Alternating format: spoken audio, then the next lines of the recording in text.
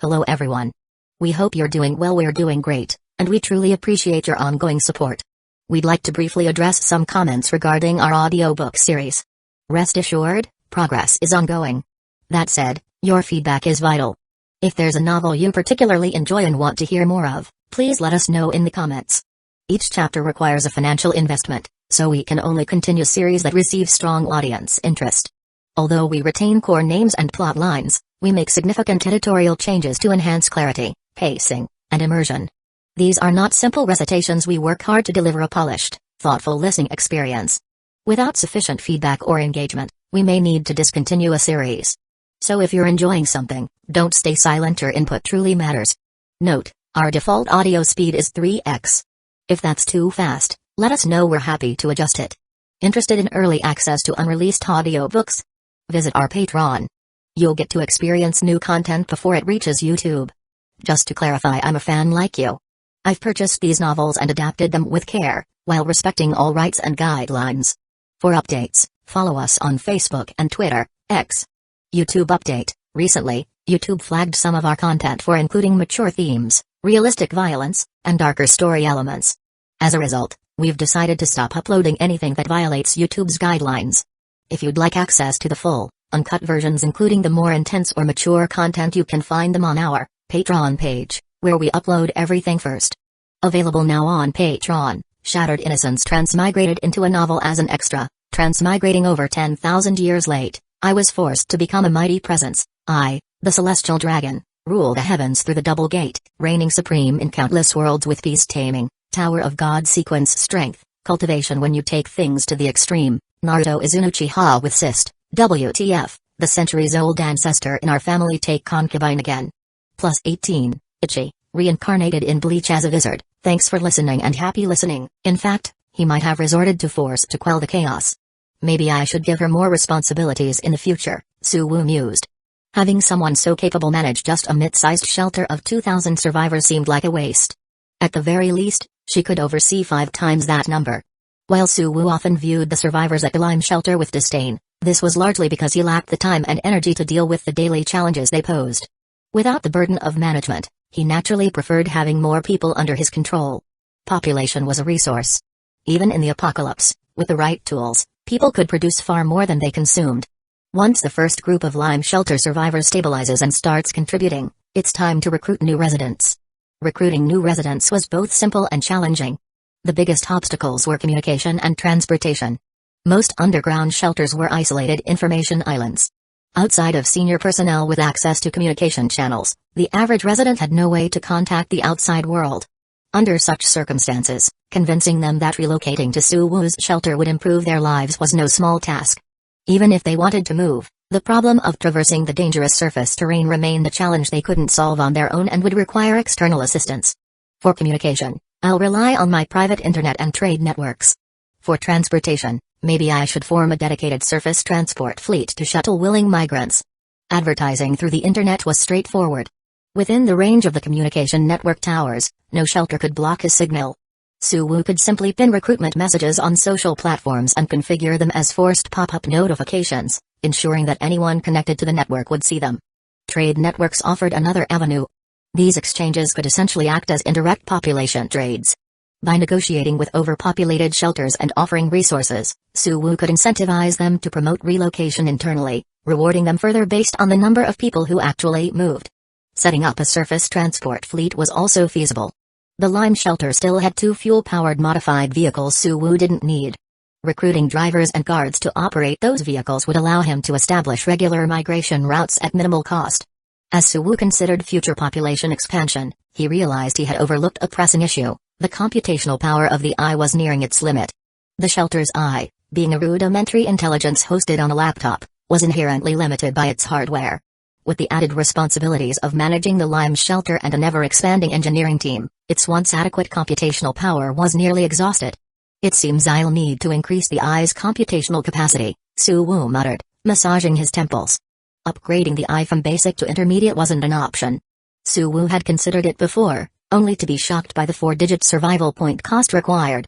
Beyond survival points, he'd also need massive resources to repeatedly upgrade the laptop housing the Eye, just to meet the minimum requirements for the upgrade.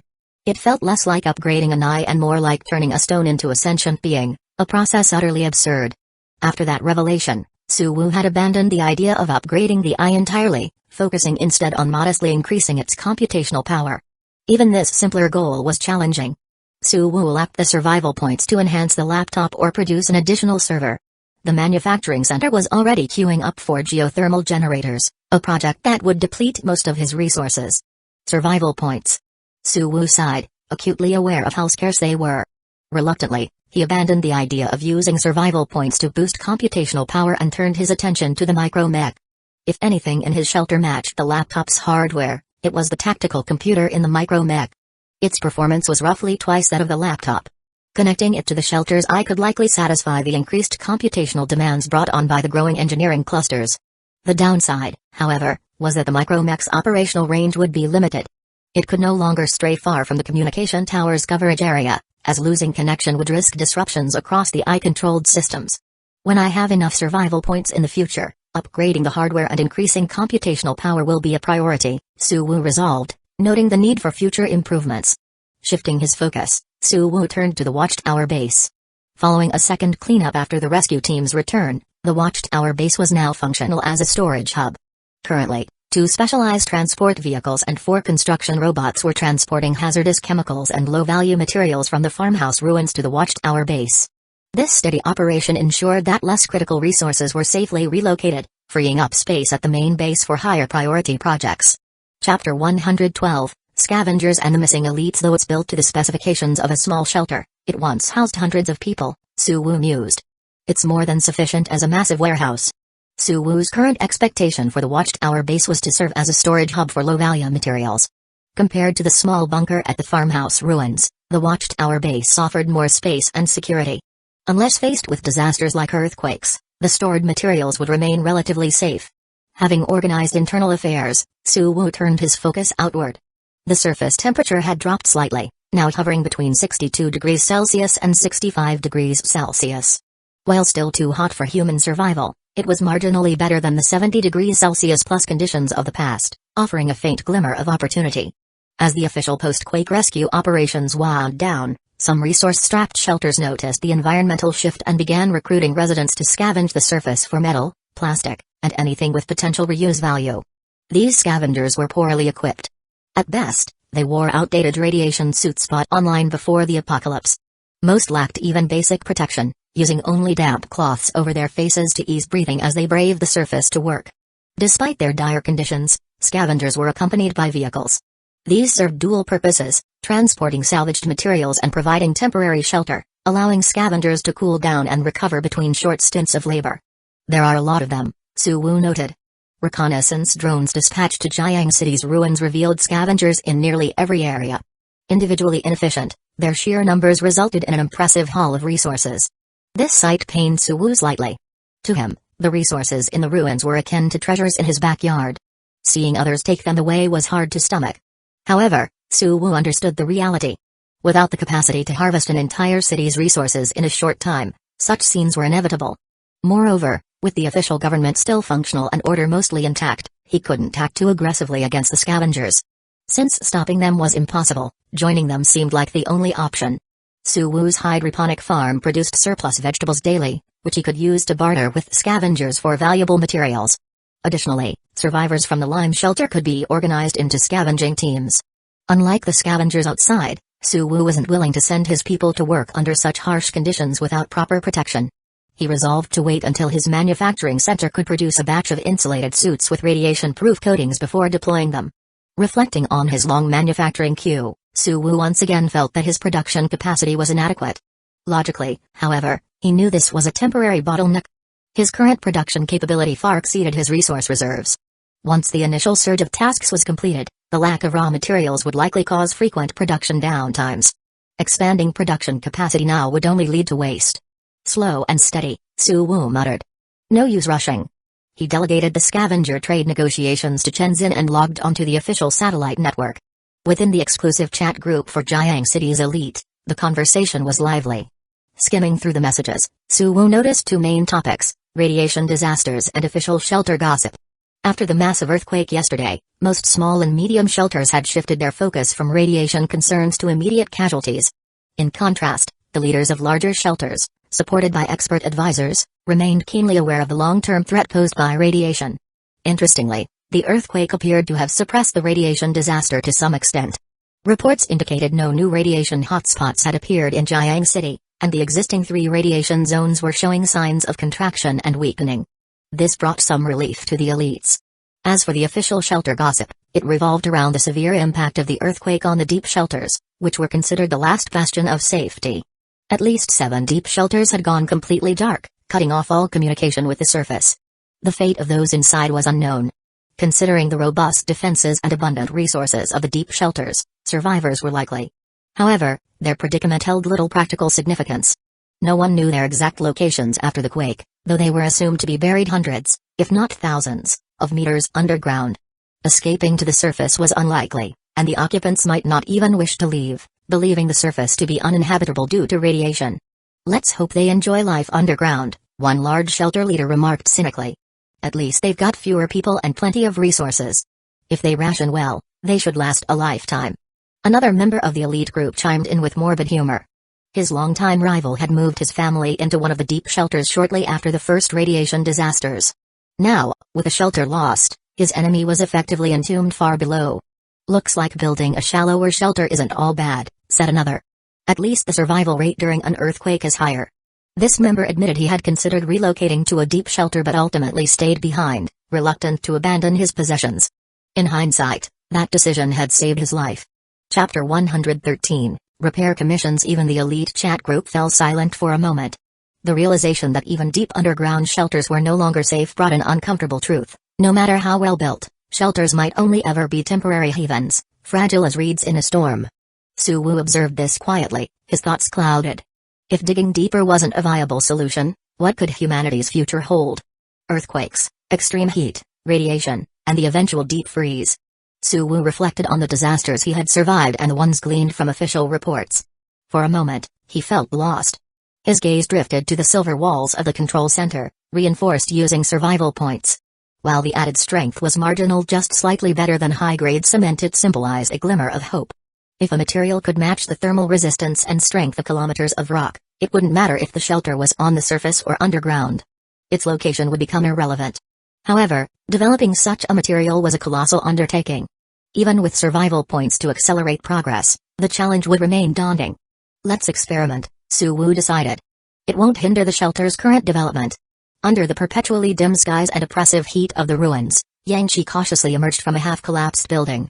After ensuring the coast was clear, he began moving toward a modified pickup truck parked nearby. He didn't dare hurry. In this sweltering weather, even slight exertion could drain a person's strength, potentially costing their life. 2 more minutes, he calculated, carefully pacing himself. The city ruins were unfit for human survival, and without official enforcement of order, they were lawless.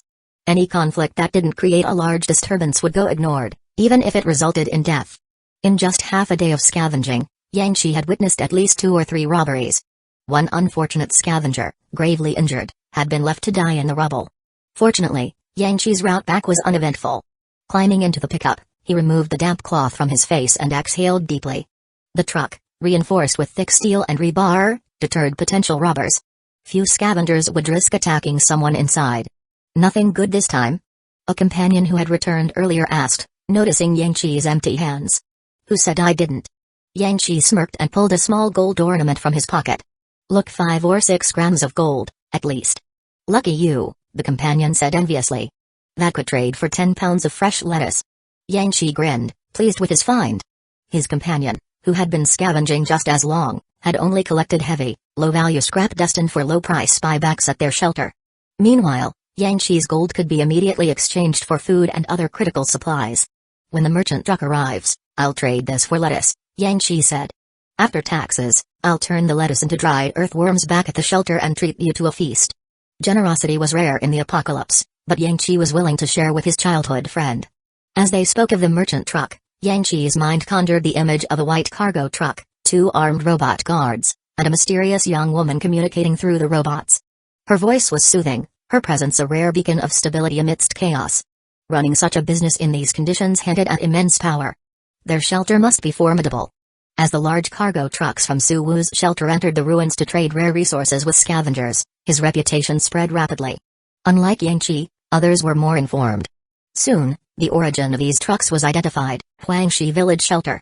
Previously known only among larger shelters, this remote haven was thrust into public view for the first time. However, notoriety inevitably attracted unwanted attention. Greedy individuals began eyeing Su Wu's resources, tempted to take them by force. By evening, at the farmhouse ruin's second-floor control center, Su Wu reviewed the day's collection report forwarded by Chen Xin. The sheer volume of materials surprised him. Excluding bulky items like steel, copper, and aluminum, the rare metals collected in a single day were 7 times what Su Wu's scavenging teams had previously brought back. Is the income really this high? Su Wu asked. Fresh vegetables fetch excellent prices, Chen Xin explained. And fulfilling repair commissions for other shelters yield significant amounts of rare metals. With engineering robots at his disposal, Su Wu rarely gave mechanical repairs much thought. To him, fixing broken equipment was as simple and natural as breathing. But for small to mid-sized shelters lacking skilled technicians, repairing complex machinery was a monumental challenge, often costing as much as purchasing new equipment. In this context, Chen Xin's decision to offer basic repair services using construction robots proved lucrative. By day's end, resource exchanges for fresh vegetables accounted for only half of Su Wu's income. The other half came entirely from repair commissions. Chapter 114, The Girl by the Bonfire. I see. In that case, we could expand this service further, Su Wu remarked. If the payment is good enough, even the engineering robots could offer on-site repair services. With the profitability of repairs evident, Su Wu saw no reason to ignore the opportunity. The high returns even made him consider broadening the scope of his operations. For him, resources were always in demand. The more he could collect, the better. The next 2 days were calm and uneventful. Aside from the high surface temperatures and persistent radiation, the world seemed almost peaceful, reminiscent of the days before the apocalypse. During this time, the extreme drilling machine restored the underground steam conduits, bringing normal power back to the farmhouse ruins main base. The last damaged area of the shelter, the chemical laboratory on the 4th floor, was fully repaired, regaining its ability to produce radiation-proof coatings.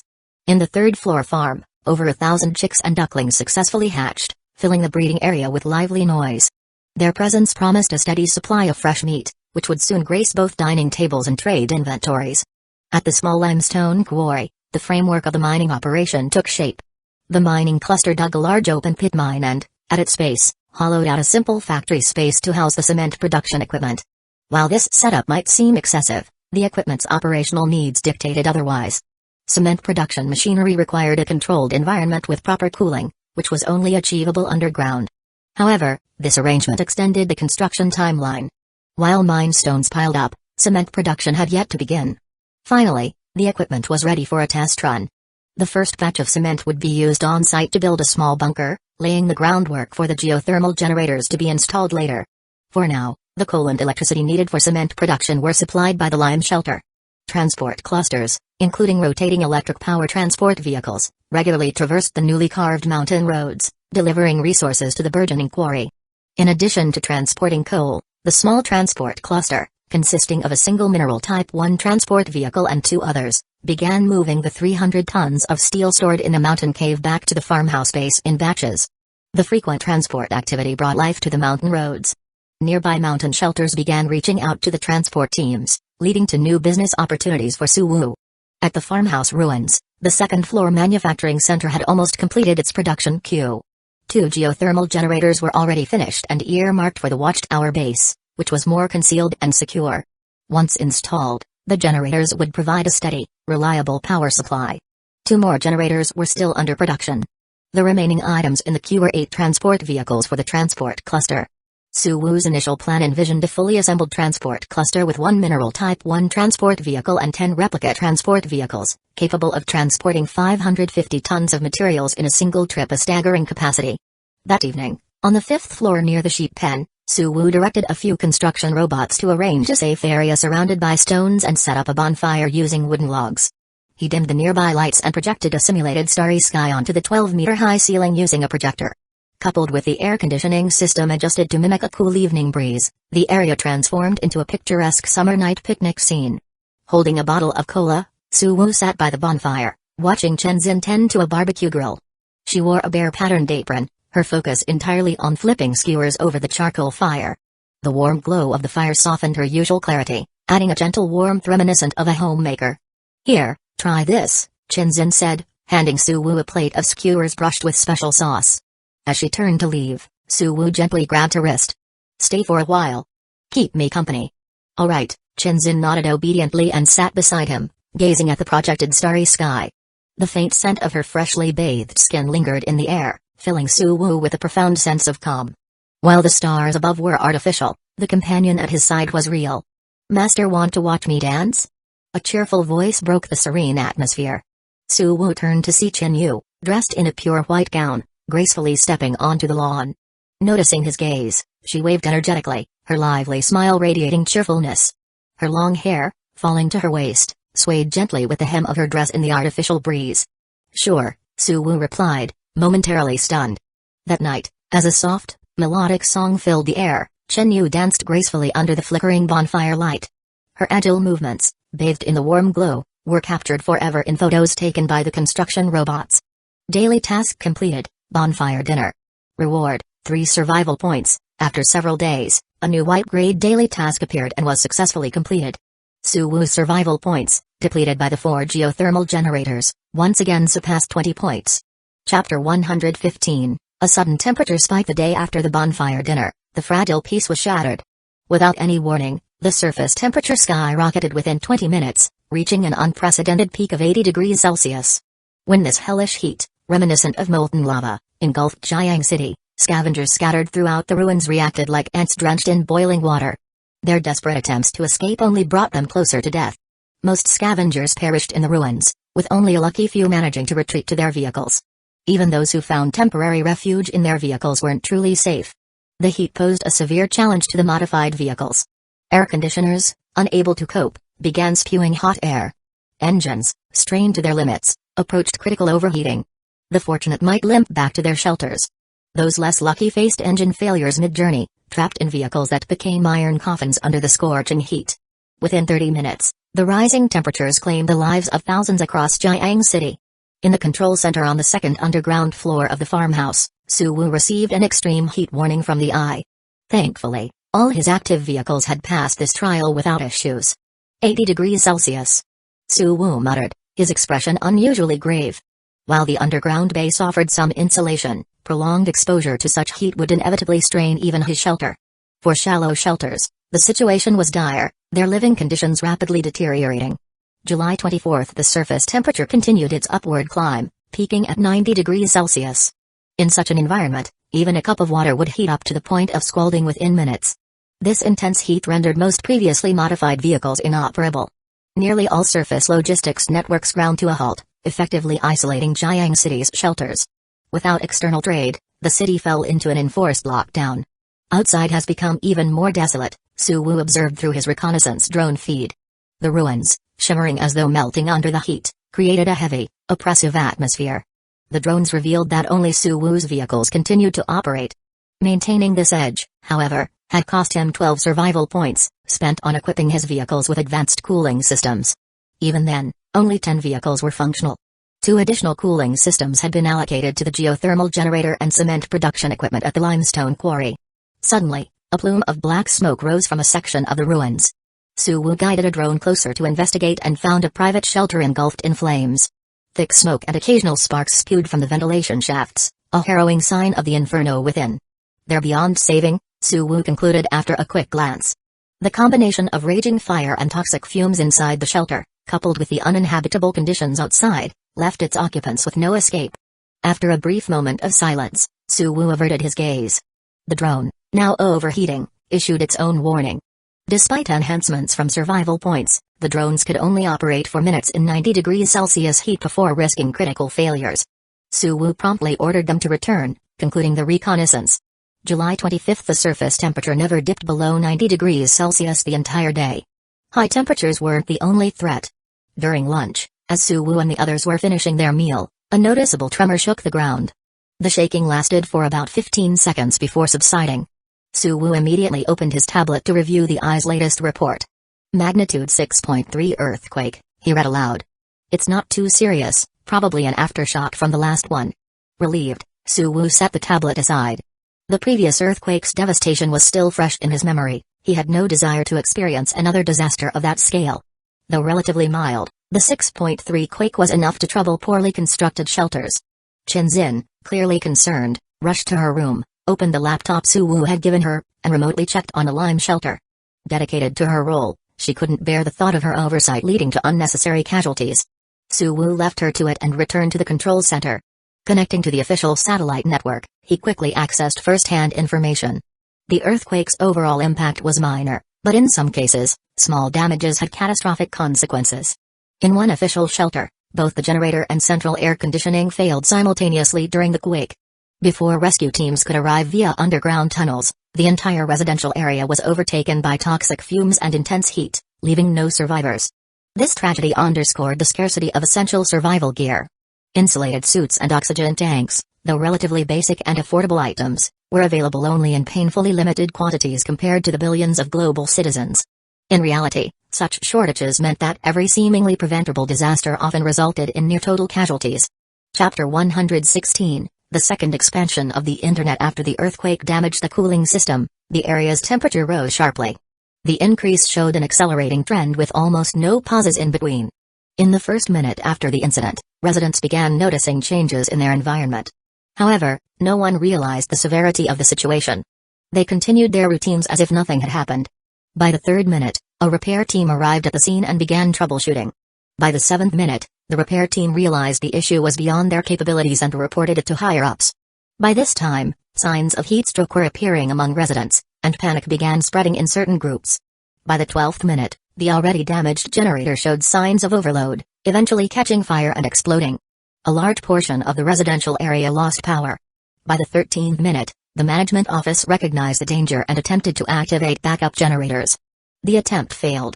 By the 15th minute, some residents stormed the management office. Discovering that the staff had donned heat-resistant suits and were preparing to leave, they engaged in violent conflict. By the 16th minute, someone accidentally triggered the emergency isolation button during the chaos. The battery-powered emergency system began sealing off connecting tunnels to other underground zones. The residential area became an isolated and enclosed space.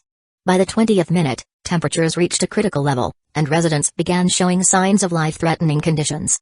By the 25th minute, most residents lost their ability to move. By the 30th minute, the area's temperature matched the surface, and no significant signs of life were detected. The rescue team pieced together the incident through remaining surveillance footage and communication logs, compiling it into a detailed report for Jiang City's officials. One high-ranking member of a major shelter later shared the report in the elite chat group, drawing widespread attention. The residential area itself was not significant, but its fate was strikingly representative of what could occur in other shelters. The scenario was terrifyingly easy to replicate, sparking concern among all who read it. The advantages of underground shelters are becoming less significant. It seems the key to maintaining a functioning underground shelter now hinges entirely on cooling systems. Suwu felt a wave of apprehension. This dependency was dangerously fragile. If cooling equipment failed, there was no buffer, and the result would be catastrophic, a disaster capable of wiping out an entire shelter. I need to install a backup cooling system. I can't rely solely on the central air conditioning. While his central air system was strengthened with survival points, making it more reliable than most systems in this world, it was still a single point of failure. Even during the recent massive earthquake that damaged the control center, the system had remained operational. Yet it was not invincible. A backup system capable of maintaining minimal survivability would be simple and inexpensive to construct. For Suwu, this was a straightforward task. His gaze lingered on the final image in the report. A photo of the residential area plunged into darkness. Recalling the report's details, he couldn't help but feel a pang of sorrow for the thousands who spent their final half-hour in despair. However, tragedies like these were a grim norm in the apocalypse. With time, they would become easier to accept. July 26, the surface temperature stabilized, staying above 90 degrees Celsius. While this prevented further escalation, the unrelenting heat was hardly cause for relief. One small consolation for Suwu was the increase in his disaster coexistence trait multiplier, which rose to 0.03 due to the worsening external environment. This granted him an additional 3 survival points daily, nearly matching his fixed base income. The harsh environment also forced changes in the lime shelter. Survivors relocated to the shelter's lower levels, halting all outdoor activities and large-scale construction or farming efforts. They huddled in cramped underground spaces, subsisting on stored food and facing an uncertain future with growing fear. With no other options, they clung to the faint hope provided by the shelter's internet. On the network, people found solace in connecting with others, reminiscing about the past, and holding on to slivers of hope for the future. Suwoo noticed the increased activity on his internet platform. After some thought, he decided to expand its reach by constructing a new communication tower at the Watchtower base, located 13 kilometers from the main base. This move pushed the internet closer to the heart of Jiang City, significantly increasing its coverage area. With the addition of the new communication tower, the internet's coverage extended 13 kilometers deeper into the city, reaching nearly half of Jiang's urban area. This expansion boosted the network's user base from tens of thousands to over 1 million. The flood of voices created a burgeoning virtual community, no longer a small, localized network. However, the internet's growing prominence inevitably attracted attention from both official authorities and other private shelters. Soon, Suwoo was contacted. "So, you want me to impose some level of content moderation?" Suwoo said. "Yes," came the reply from Yilua Shuang, a representative he was familiar with. This time, however, she wasn't just representing her shelter but the entirety of Jiang City. Her role had been elevated, giving her newfound authority. Certain sensitive information can easily become distorted and exaggerated as it spreads. This, in turn, can destabilize internal shelter environments. It's best to cut off such content at the source. On the screen, Yilua Shuang's expression was tinged with both respect and a hint of disbelief. It was hard to fathom how, in just over a month, Suwoo's shelter had grown from a small outpost relying on geothermal generator sales to acquire resources into a force capable of influencing over 1 million people. Even more remarkable was its military strength, which compelled Jiang City's upper echelons to negotiate with him directly. Chapter 117, The Official Fangs to show sincerity and facilitate communication. Yilua Shuang used Suwoo's internet system for the video call. Suwoo didn't respond immediately. Instead, he began carefully weighing his position. He now represented not just himself, but over 1 million users of his internet platform. The weight of this responsibility was palpable. Every thought, every decision he made seemed to carry the potential to impact countless lives. The interplay of power and responsibility revealed itself in full. "What do I get in return?" Suwoo asked cautiously after a moment of thought. "Since this concerns the internet, the benefits will also be tied to it. The Director General proposes granting your internet access to all official shelters. Additionally, we will issue an official directive encouraging all private shelters to allow your network to connect." This was a monumental concession. Without cooperation from the shelters, Suwoo's internet would be little more than a one-way broadcast system. With cooperation, however, it would transform into a true network for mutual communication, a qualitative leap. According to Yilua Shuang, this proposal sparked heated debate among Jiang City's top officials. The matter was only resolved after the Director General held a private meeting with a few key figures to finalize the terms. While this sounded reasonable to Yilua Shuang, Suwoo had a starkly different reaction. His expression shifted from seriousness to disappointment. The offer was far too generous, beyond what he had expected or even hoped for. Yet this was not a positive sign. It signaled an unwillingness for genuine cooperation. Instead, it hinted at plans to take control by force. Suwoo let her finish speaking before responding with deliberate care. "Nothing else? No additional conditions?" "None," Yilua Shuang replied confidently, though she didn't understand why Suwoo would ask. "All you'd need to do is coordinate with our publicity department. They'll inform you in advance of any content that needs to be moderated." "All right. Discuss the details with my assistant."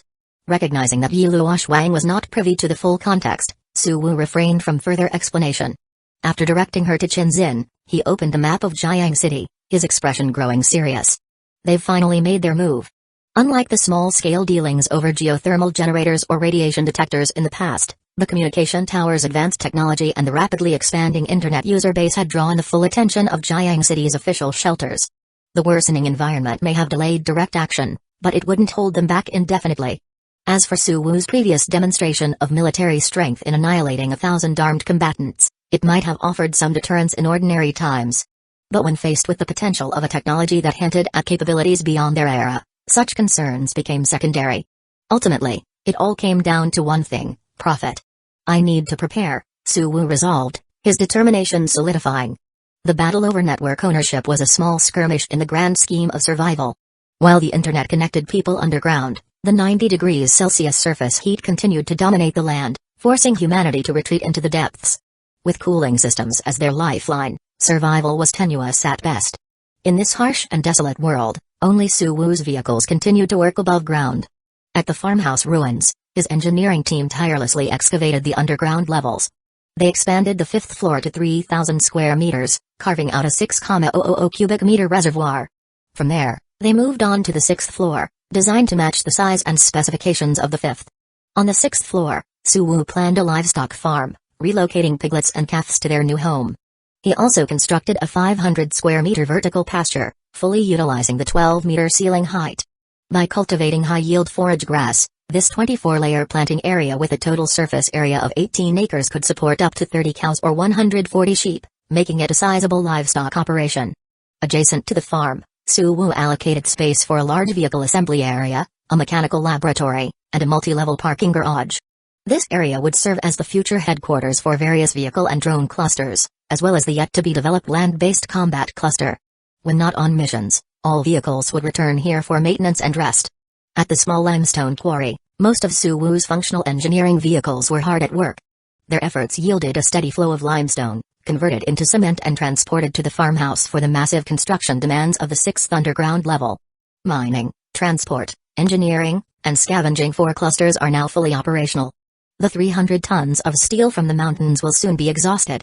It's time to set up a high-temperature furnace at the watchtower base to accelerate the smelting of scrap metal.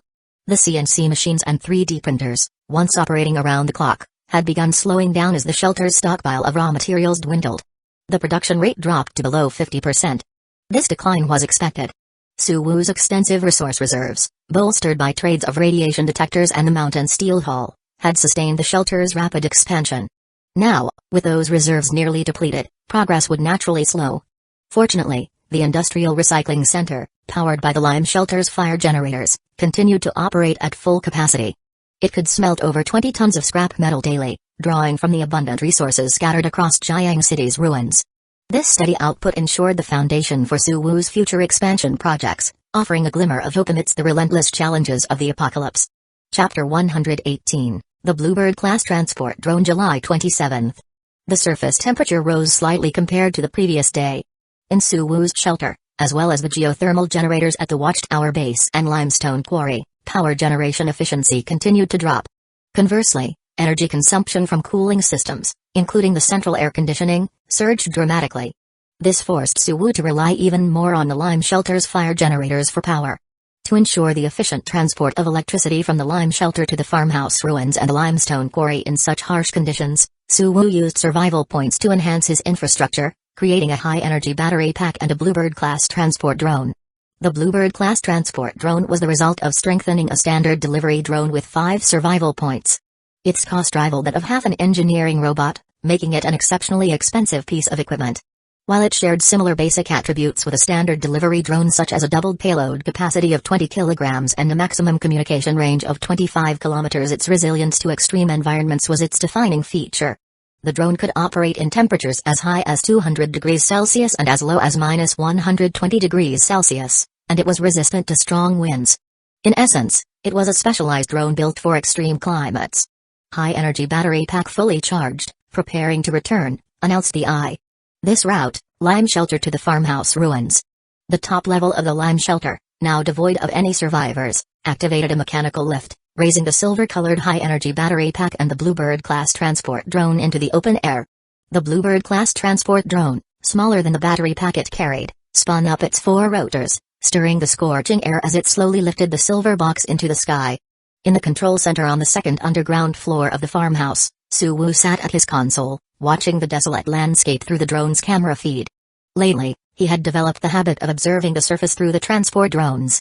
It wasn't because the barren land was particularly captivating, but because it was one of his few remaining windows to the outside world. His reconnaissance drones, once a crucial source of information, could no longer function in the extreme heat. The surveillance cameras mounted on the surface frequently malfunctioned as well, prompting Suwu to shut them down temporarily to preserve their utility for critical situations. The engineering vehicles at the limestone quarry could still provide some video footage, but their limited range rendered their updates equally sparse and repetitive. After about 8 or 9 minutes, the Bluebird-class transport drone entered the vicinity of the farmhouse ruins and began its descent onto the small bunker's rooftop. A mechanical arm on the rooftop detached the drone from the high-energy battery pack, placing the battery upright on the lift platform. This step, though cumbersome, was necessary due to the platform's limited size, which required the battery to be transported vertically. Seeing that the Bluebird-class transport drone had completed its mission, Suwoo disconnected from its video feed and returned to the console's main interface. On the main screen, a 3D map of the shelter's underground structure, composed of countless green lines, came into view. Along these lines, pulsating lights flowed irregularly, representing dynamic activity within the shelter. The lights, matching the map's green hue, created a serene and rhythmic visual like the steady breathing of a living organism. Suwoo's gaze lingered on the map. Each time he looked at this representation of his shelter, he felt a deep sense of accomplishment. This intricate system was his creation, built piece by piece from nothing. Shifting his focus to the surface monitoring map, Suwoo observed the remains of his once expansive reconnaissance network, which had extended up to 40 kilometers at its peak. Now, only a handful of scattered beacons remained active, the rest having succumbed to the relentless heat. To maintain contact with the limestone quarry, Suwoo had been forced to construct a signal relay station in the mountains, an effort requiring significant resources. Right now, I know far too little about what's happening outside, Suwoo muttered. Who knows how long this weather will last? Without his monitoring network, Suwoo felt like a blind man navigating a treacherous wilderness, constantly at risk of stumbling into unseen dangers. Although the Federation Academy predicted that this extreme heat would be a short-lived phenomenon, followed by a prolonged ice age, such broad timelines were meaningless on an individual scale. In a planetary epoch where time was measured in millions of years, even a human lifetime was but a fleeting moment. Who could say how many would survive to witness snow return to the Earth? Shaking off such pointless musings, Suwoo connected to his internet to unwind with some games. With the recent expansion of his network, Suwoo's online games had attracted a wave of new players, making his gaming sessions more enjoyable than ever. He was so engrossed that he found the inspiration to work with his eye to add new expansions to the games. This unexpected update caused a sensation among the gaming community and even drew attention from non-gamers and shelter residents. This wasn't an era of peace, it was the apocalypse. To dedicate resources to updating games in such dire times was not just surprising but downright shocking. People couldn't fathom the level of confidence required to sustain such an extravagant endeavor. Were they really living in the same world as him? Chapter 119, A Call for Help from a large shelter. That afternoon, Suwoo, immersed in the thrill of gaming, was abruptly pulled back to reality by an alert from his eye. A problem had arisen in a large shelter managed by Juziwoo, the privileged offspring of an official with whom Suwoo had previously crossed paths. Mismanagement and unfair resource distribution had led to unrest. Workers in the generator room and repair crew revolted, killing the management staff, destroying all the main generators and backup systems, and setting the fuel storage ablaze. The ensuing explosion and fire also took out part of the security team that responded. The revolt delivered a catastrophic blow to Juziwoo's shelter. In the current environment, losing power was tantamount to a death sentence. It was only a matter of time. We only have a dozen small diesel generators left, providing minimal power, Juziwoo pleaded in the elite chat group for affluent survivors. The generators can't even power the central air conditioning. A new repair team is trying to fix the main generators, but they say the chances are slim. If anyone can send help, repair workers, generators, security personnel, anything, it could save us. Please. The desperation in Juziwoo's message was palpable. He had cast aside his pride, shedding the veneer of a powerful and connected figure to beg for assistance. But the elite chat group's response was indifferent. While some expressed sympathy for Juziwoo's plight, none offered tangible help.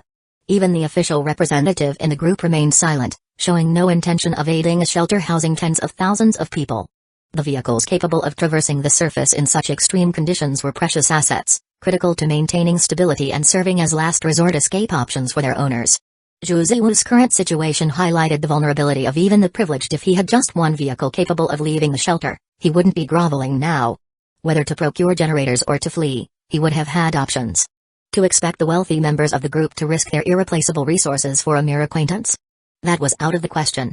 Not even close family would merit such sacrifice. This is serious, Suwoo privately messaged Yiluosh Wang, the group's official representative. Why isn't the government stepping in? We can't afford to, Yiluosh Wang replied bluntly. We have just over 20 modified rescue vehicles that can operate on the surface for limited durations. Deploying more than 3 at a time requires the Director General's direct approval. Besides, some in leadership believe this is a good opportunity to teach these large shelters a lesson. She laid bare the grim reality. Letting a shelter with tens of thousands of residents spiral into chaos might have once been unthinkable. Now, just 2 months into the apocalypse, it was merely another statistic, debatable and dismissible. This indifference highlighted deeper fractures. Official shelters, once pillars of coordination and stability, had become more isolated and self-serving. In places like Jiang City, local officials were no longer simply administrators, they were becoming rulers. This shift carried both opportunities and dangers. For someone like Suwu, strength could make him untouchable, even after clashing with these emerging rulers. With the right maneuvers, he could even claim a place among them. But such a transformation would take time and cost lives, sacrifices made in the name of evolving authority and control. Understanding the government's stance, Suwu found himself contemplating a rescue mission. Zhu was undoubtedly a tyrant. The fact that his workers had chosen self-destruction over subjugation spoke volumes. But the suffering of thousands under his rule wasn't their fault. They were humans, not disposable numbers in a political game. Their right to survive should not be denied. "I can help," Suwu wrote in the chat group. "I don't have supplies, but my engineering robots should be able to repair most of your generators." Zhu hadn't even had a chance to reply when another shelter leader chimed in. If Suwu is willing to help, that's a game changer. His rescue team's performance during the earthquake was top-notch, probably the best in Jiang City. The praise, while perhaps exaggerated, was not entirely without merit. Suwu's engineering and construction robots were indeed highly efficient, outperforming even government-led rescue efforts. "That's amazing!" Zhu exclaimed, clinging to this lifeline. "If I make it through this, I'll ensure you're well rewarded." "I don't want the reward," Suwu replied calmly. "What I want is your shelter's trade rights. From now on, any external purchases your shelter needs must go through me. Additionally, your residents must be allowed to buy goods from me freely, without interference from your administration." Chapter 120, Ambitions to Annex. Suwu had his price. Compassion for the ordinary people in the shelter was one thing, but he had none to spare for Zhu, the privileged and incompetent leader. This was a rare opportunity. While it might not be possible to swallow the entire large shelter at once, he could at least secure control over a significant portion of it. "Fine," Zhu agreed hastily, not even stopping to consider the implications of Suwu's demands. "We can negotiate the details later. Just get here as soon as possible."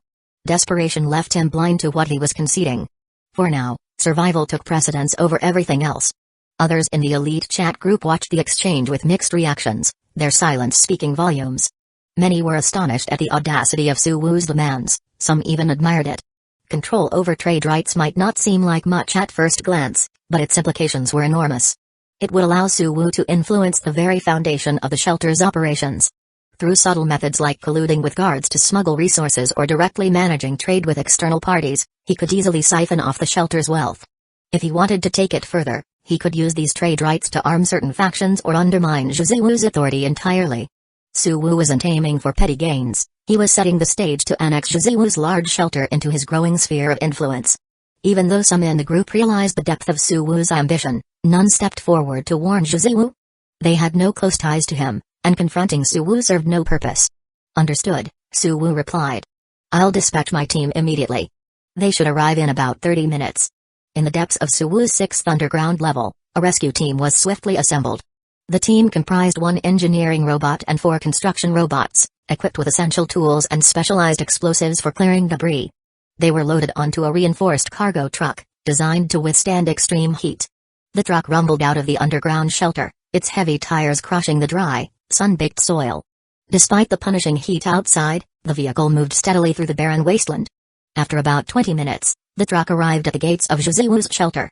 2 haggard shelter staff members quickly opened the gates, guiding the vehicle inside. The air inside Zhu's shelter was marginally better than outside. Suwu's probes measured an internal temperature of 52 degrees Celsius, 125 degrees Fahrenheit, which was high but not yet deadly. Without a functioning central air conditioning system, the shelter's ability to regulate the temperature was severely compromised. Still, Zhu's shelter had held out better than many others. Any delay, however, could have catastrophic consequences. "This way to the generator room," a shelter administrator said urgently, leading the way. Suwu, remotely controlling the engineering robot, followed. The administrator, drenched in sweat, was visibly uncomfortable in the sweltering heat. Even the shelter's management was not spared from the deteriorating conditions. As Suwu moved through the shelter, he observed the dire state of its residents. Everywhere he looked, people sat slumped against walls or sprawled on the floor, their faces pale and eyes filled with despair. Yet when they saw the robots, a spark of hope returned to their expressions. For these residents, the arrival of high-tech machines symbolized salvation. "These people are far from just numbers in a casualty report," Suwu thought grimly. "They are real lives, teetering on the brink." The generator room was a large, 300 square meter hall dominated by 2 massive coal-fired generators. One generator was a total wreck, a mangled heap of metal that had been blown apart during the riots. The other appeared intact at first glance but was emitting ominous sparks and black smoke. Suwu directed the engineering robot to approach the smoldering generator. Using specialized tools, the robot carefully removed the outer casing to assess the damage. The findings were grim. The generator's internal components were severely warped, charred, and in some cases, melted beyond recognition. Repairing it to full functionality would be nearly as difficult as constructing a new one. Focus on salvaging the operational generator first, Suwu decided.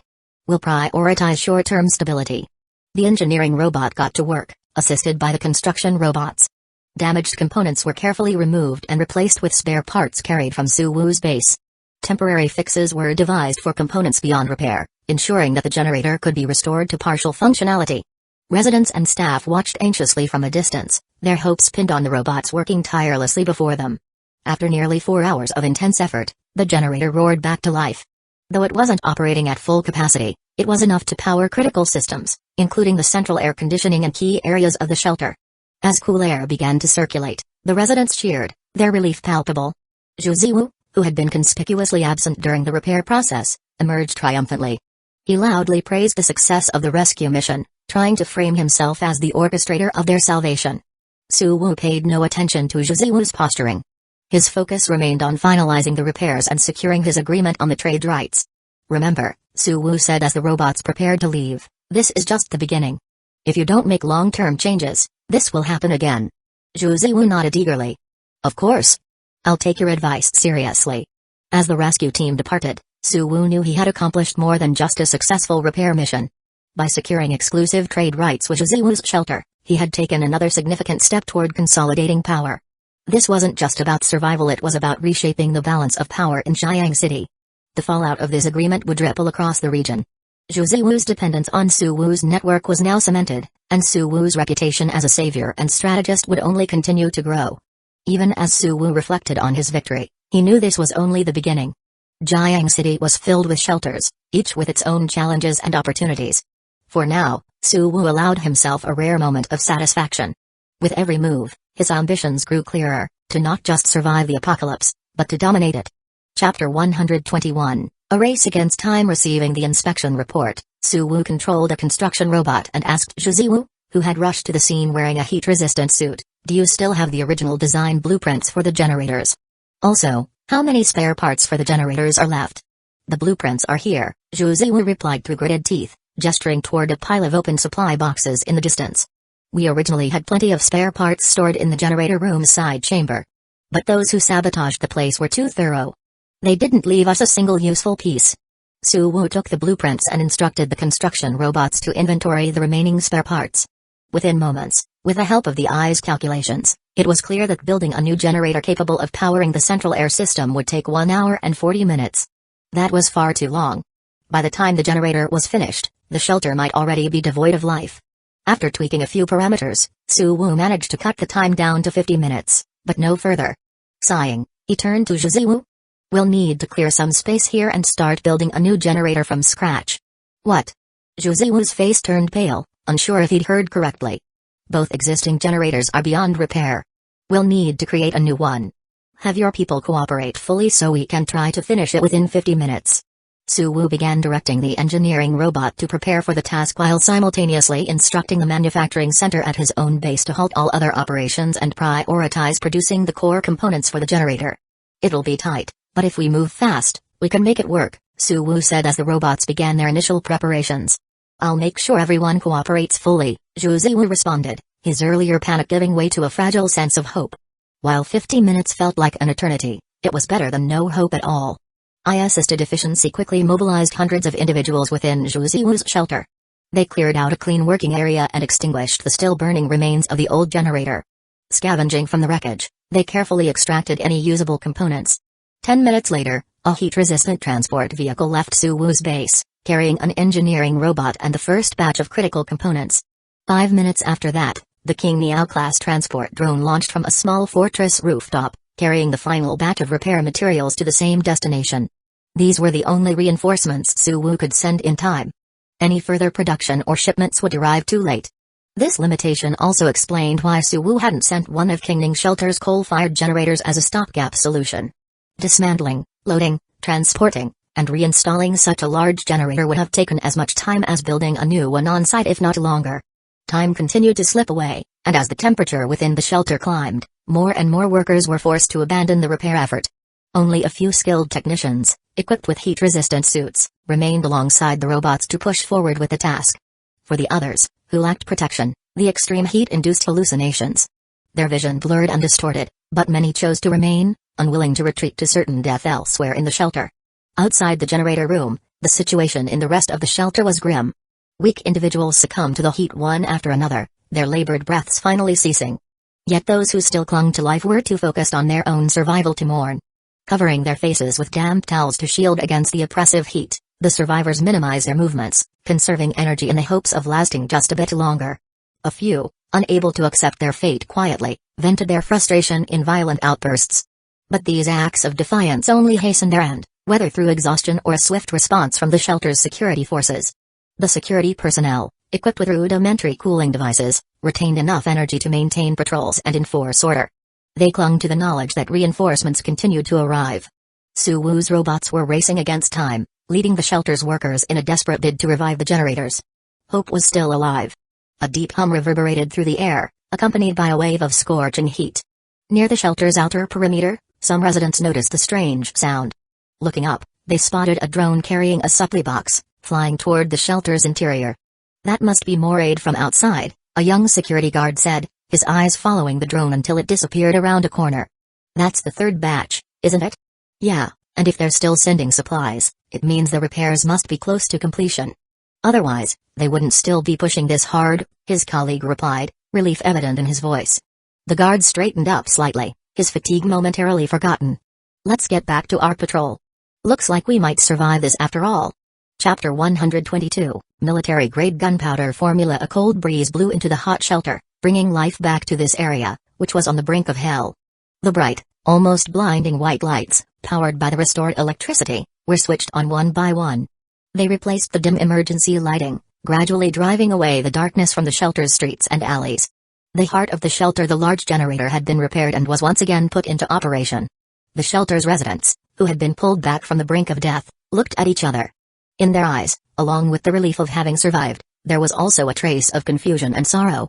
The sudden man-made disaster had thrown them from their normal lives into a hellish nightmare. Now that things had returned to normal, those who had perished during this brief catastrophe would never return. After a short rest, as their strength slowly returned, the survivors quietly began collecting the bodies of their fallen companions. Occasionally, the faint sound of sobbing could be heard from the relatives of the deceased. After everything had calmed down, in Jizuu's office, Suwoo received the loss report from the recent disaster. The population of the large shelter had dropped from 67,000 to just over 50,000. Most of the losses were elderly, critically ill patients, and infants. It seemed like a brutal natural selection. Those with insufficient physical strength had been forced out. "Thank you for your assistance," Jizuo said, his tone now full of pride and composure. "I will send you a generous reward shortly. Also, I noticed one of the robots you sent is particularly efficient at repairs. Would you be willing to sell it to me? Your shelter's staff and security morale have been greatly improved by your help," Jizuo added, no longer speaking in the timid tone of earlier. Instead, there was a hint of forcefulness and an undeniable air of authority. It was as if he could easily flip the table if things didn't go his way. Suwoo glanced at the report but didn't respond immediately. He had long learned to decipher these kinds of people. They were predictable in their simple-mindedness, taking without giving, driven by power and wealth that distorted their perception, making them appear more formidable than they truly were. With a casual command on the console, Suwoo detonated a mini-bomb hidden in the generator room of Jizuu's shelter. A few seconds later, Suwoo's voice, via a construction robot's intermediary, reached Jizuo through the secure internal network, its cold metallic tone sending a chill down his spine. "Have you installed a bomb on the generator? Are you calm now?" The voice carried an ice-cold quality that made Jizuo shiver involuntarily. "Now that you're calm, we can talk about the trade rights and the reward. Also, the materials and transport costs for the assistance you received." With the threat of the self-destructive generator components looming, Jizuo had no choice but to temporarily yield, turning his promise of external trade rights into some concrete action. He agreed to allow Suwoo to build a communications tower above his shelter and fully open the shelter's internal network. Additionally, Jizuo designated a 300-square-meter area in the residential zone for Suwoo's office, providing a space for him to manage resources and facilitate trade. Juziwu's large shelter had an internal height of around 15 meters, enough to accommodate 4 or 5 stories of residential buildings. The 300 square meter area would give Suwu at least 1,200 square meters of indoor space, nearly twice the size of his current operations in the basement of the farmhouse shelter. With the office secured, the construction robots that had stayed in the generator room moved into the new space along with a few building robots. The mining trucks and large transport vehicles parked in Juziwu's shelter then left to pick up more construction materials for the office. Suwu knew this was the perfect time to advance. If he didn't turn the office into a well-fortified military base while Juziwu was still temporarily compliant, future opportunities might be much harder to come by. Armed forces, Suwu muttered, calling up the shelter's armory. He scanned the available weapons but felt that most were unsuitable. Some had significant firepower but lacked accuracy, making them unsuitable for close-quarters operations within a crowded shelter. After a moment's thought, he opened his contact list and found an account named Heavy Cavalry. This was someone he had interacted with in the past when his internet network reached a small group of survivors during the early days of the apocalypse. Now, with the internet network expanded, that same group had been resurrected online.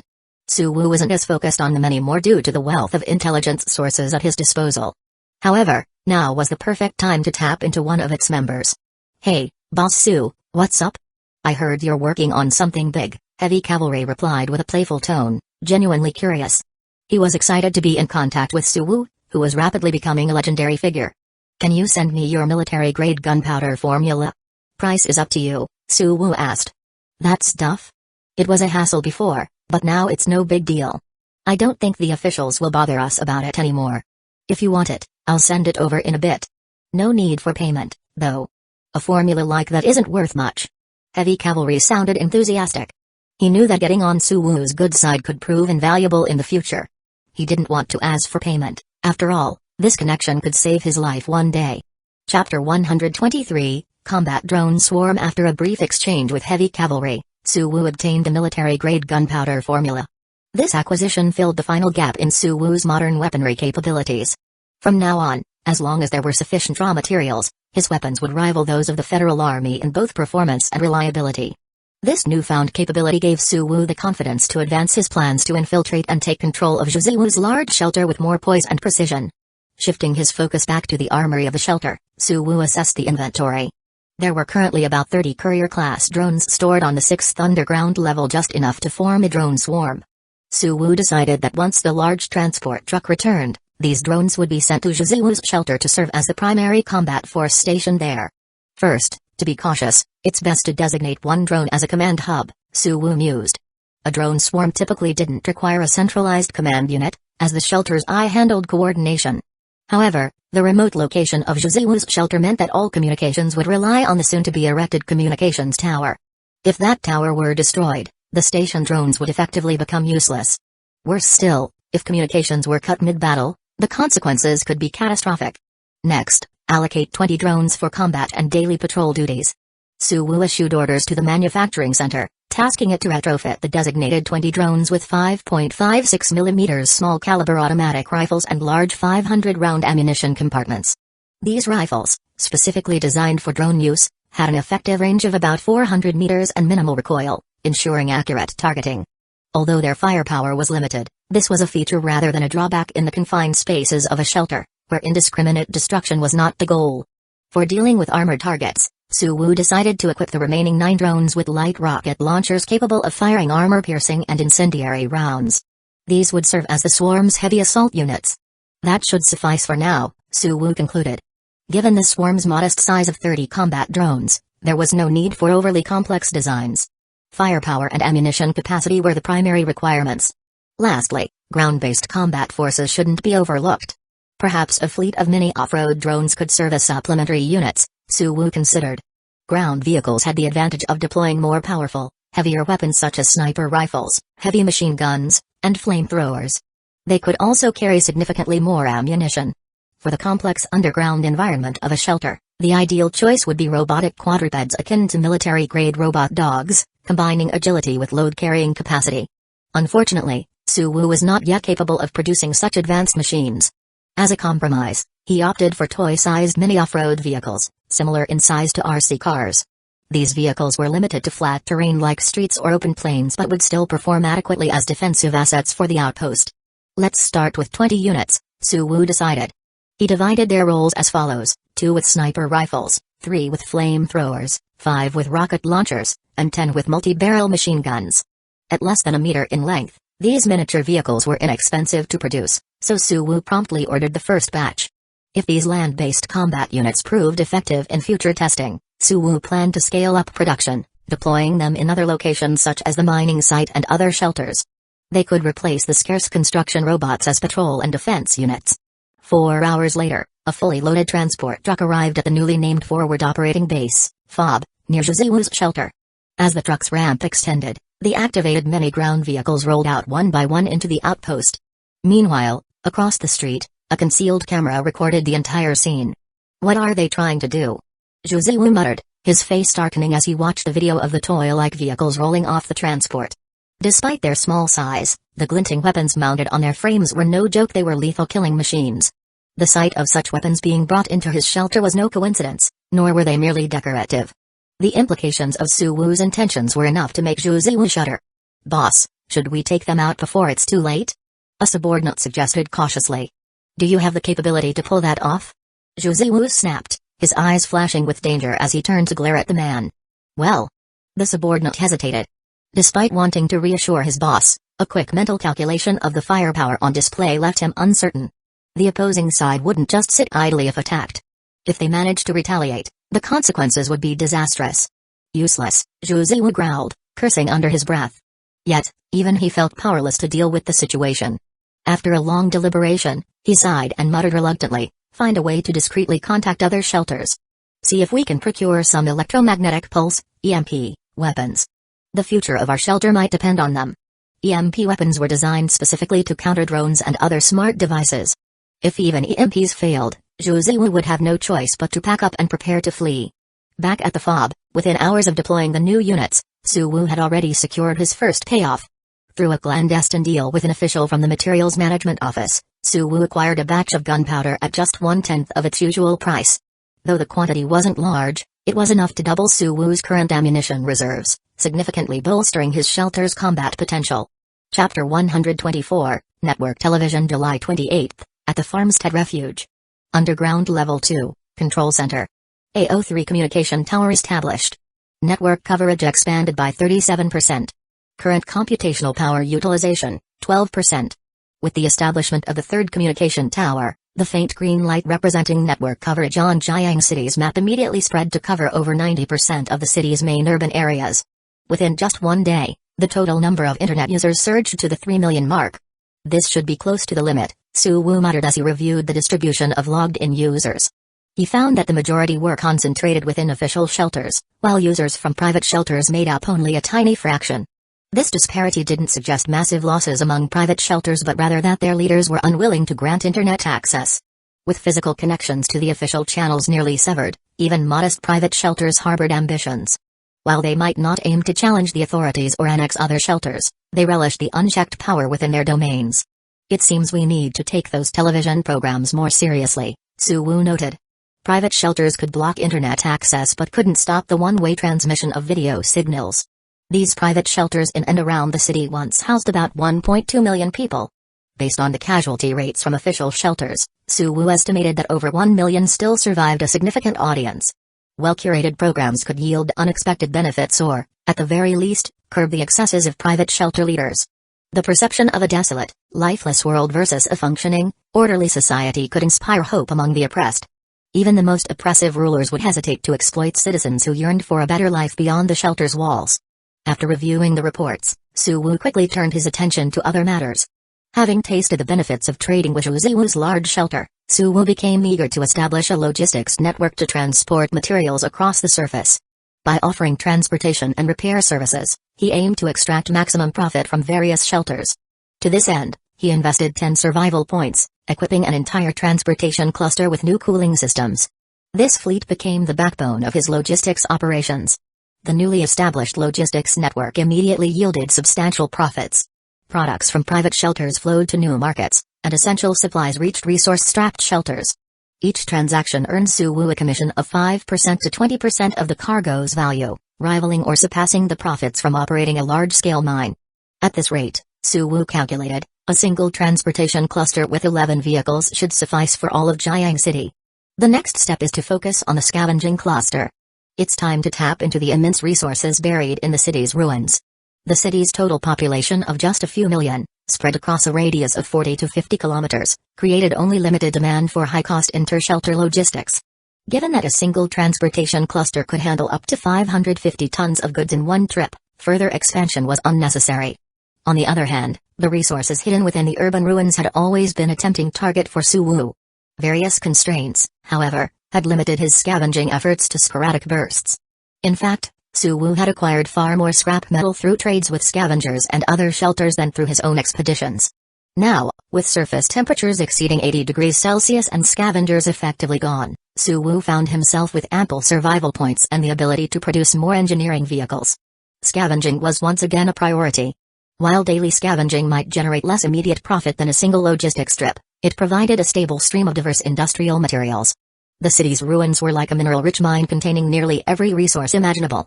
Tapping into this treasure trove was tantamount to monopolizing a miniature world economy. In the following days, Su Wu established a triad of systems: logistics, repair services, and scavenging. His warehouses quickly filled with materials, forcing him to allocate resources to expand storage capacity. He redirected his engineering team to build a new metal storage facility adjacent to the already completed underground Level 5. Simultaneously, scrap metal was relocated to the outpost at the tower base, alleviating the storage crunch. By August 5, Su Wu's stockpile of processed metal officially surpassed 1,000 tons. That same day, Su Wu received a message from the top-ranked private shelter in the city, the Kaiyang shelter. "Su, your recent activities have been a bit bold," said Fu Yongyuan, the leader of Kaiyang shelter. "Some high-ranking officials in the city's official shelters aren't happy about your monopoly on surface logistics. They're planning punitive measures. My advice? Don't bite off more than you can chew. Sharing the pie a little can go a long way in maintaining harmony." As a leader of a prominent private shelter, Fu Yongyuan wasn't particularly keen on getting involved. However, several officials he was associated with had expressed interest in Su Wu's logistics network. Their goal was clear: gain control of Su Wu's lucrative operation and exploit it for their own benefit. Through Fu Yongyuan, they hoped to convince Su Wu to transfer partial ownership of his transport fleet. Chapter 125, The Path of a Scientist's Growth. "Some people," Su Wu muttered with an amused tone, his expression calm, void of anger, but filled with irony.